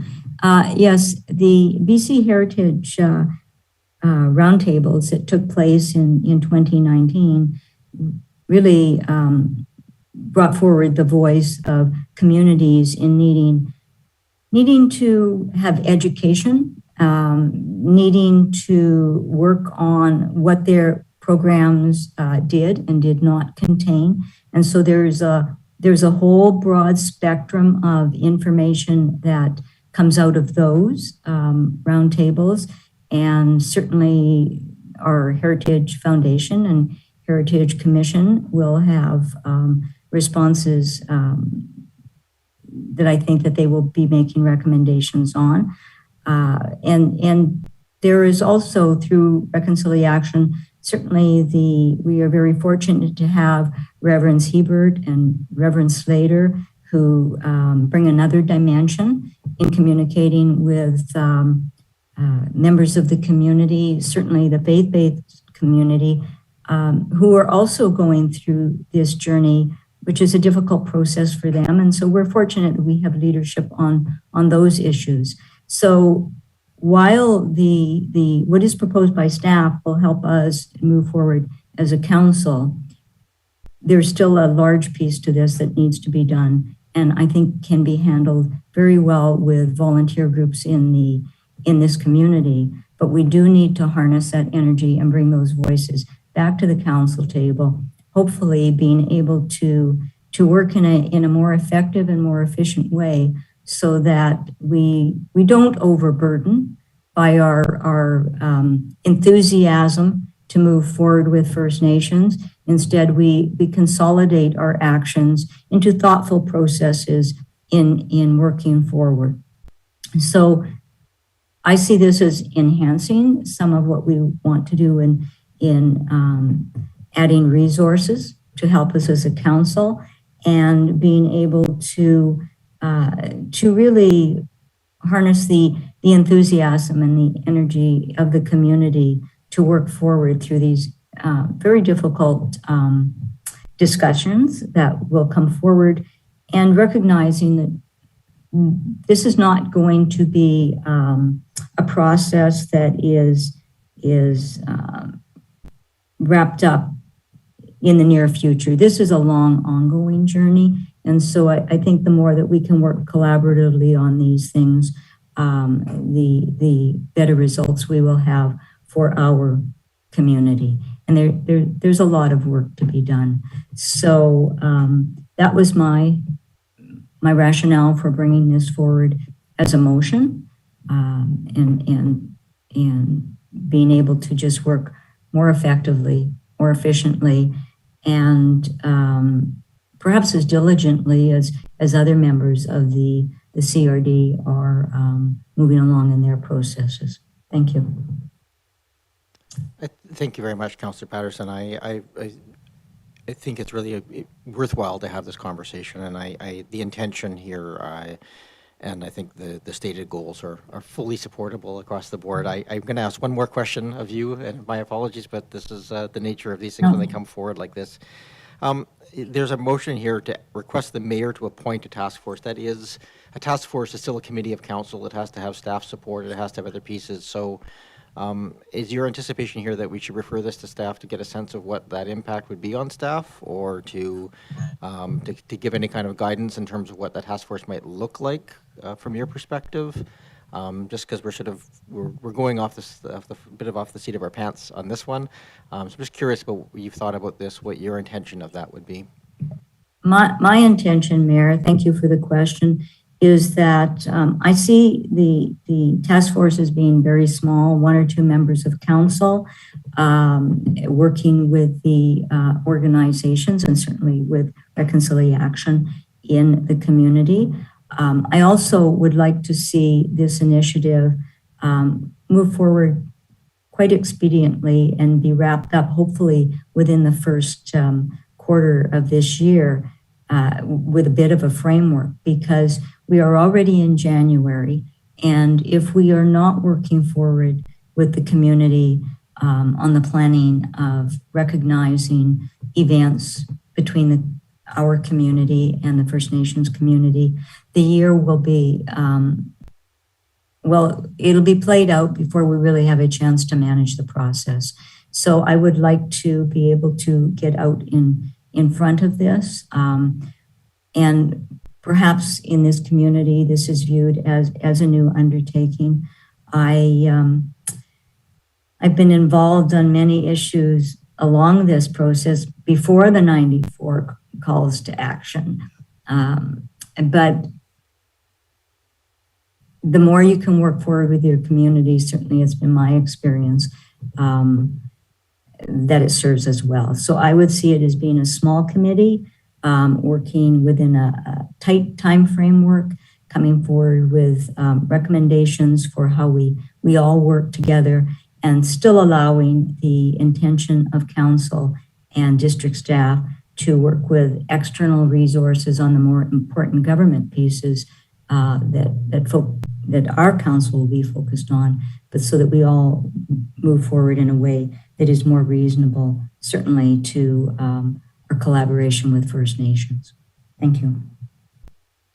Thank you, Councillor Patterson. I guess last question on this one, and I'm supportive of the intention of this. I don't mean to belabor this, but I just also want to make sure that we're not getting outside of our abilities to do these kinds of things. It would be the direction here to do this would then be for myself and or staff to come back with terms of reference for such a group. Is that be sort of the thought that you would have?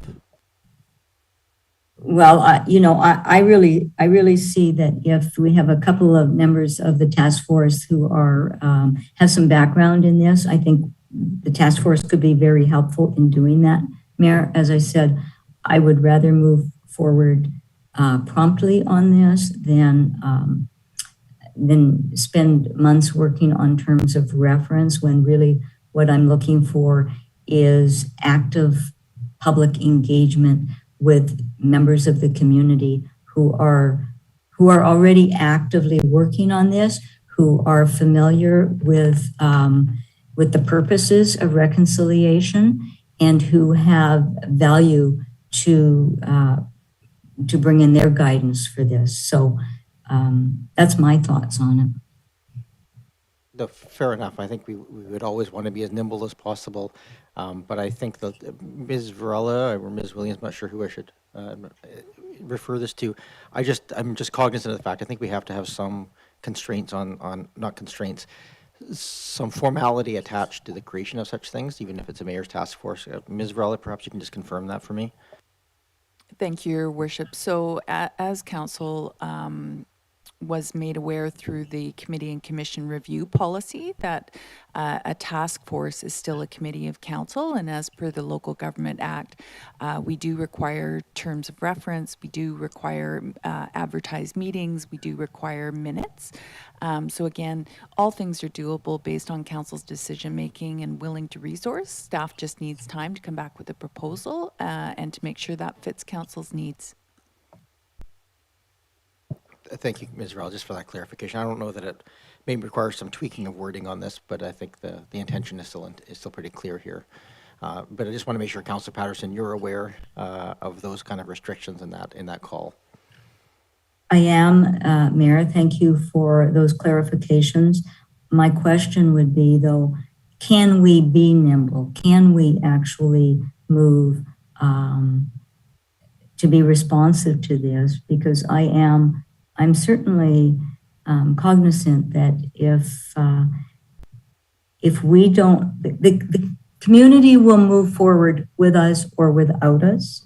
And I think it is better that we all move in step. And so I don't want to come across as being impatient, but nevertheless,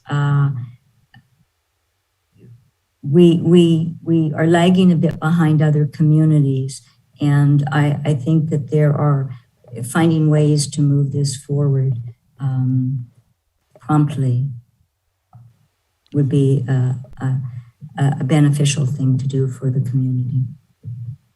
Thank you very much, Councillor Patterson. Go ahead, Councillor Green. Sorry, thank you. I was just unmuting. I'm very supportive of this motion. That should come as no surprise, actually, I'm sure. But I think what this does is put some framework around what we've talked about for quite a long time. It also, in its own way, is a call to action for Oak Bay Council. And I think that's a good thing. And I would agree with Councillor Patterson in my own experience, and certainly knowing about what other communities in the region have accomplished. We have some work to do. And I think if we don't start, we can talk about this for a very long time. But I think creating this kind of a model would action all of our good intentions. And I know that we all are concerned about this issue, as is our community, and our community is moving forward. And I think this is an opportunity for council to move forward with the community as well. So I will be supporting this motion, and I appreciate it being brought to the table. Thank you, Councillor Green. I don't think there's any debate about wanting it at the table. It's 10:19. I think we just have to not spend too much time on this. I think if the direction is given here, we can take it away and come back with terms of reference and impacts, et cetera, if that's appropriate for next steps. So I'll just going to go back to the council, but I need a motion to extend if people are willing. If not, this will come back to the next council meeting. Is there a motion to extend it to a specific time? Suggested 10:30? I honestly am exhausted. I don't know if I can extend. Well, I'll see if there's a motion to extend. Move that we extend 10 minutes. To 10:30. Councillor Green seconded. I'm going to call the question just because it's still 10:20 right now. So extend it to 10:30. This has to be unanimous. All those in favor Any opposed? None opposed? Oh, Councillor Ney, are you opposed? I just want to confirm that was an opposition hand. I'm going to oppose it. Okay. And ask that we bring it back. There's no explanation given, so this will come back.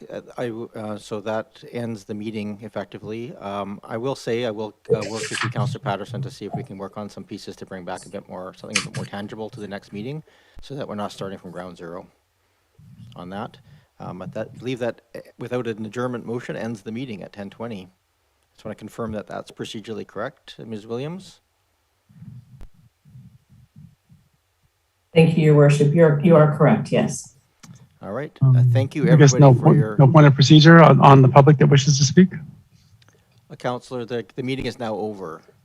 Thanks, everybody. Good night. Okay. Yeah, Thank you. Good night, everyone. Good night.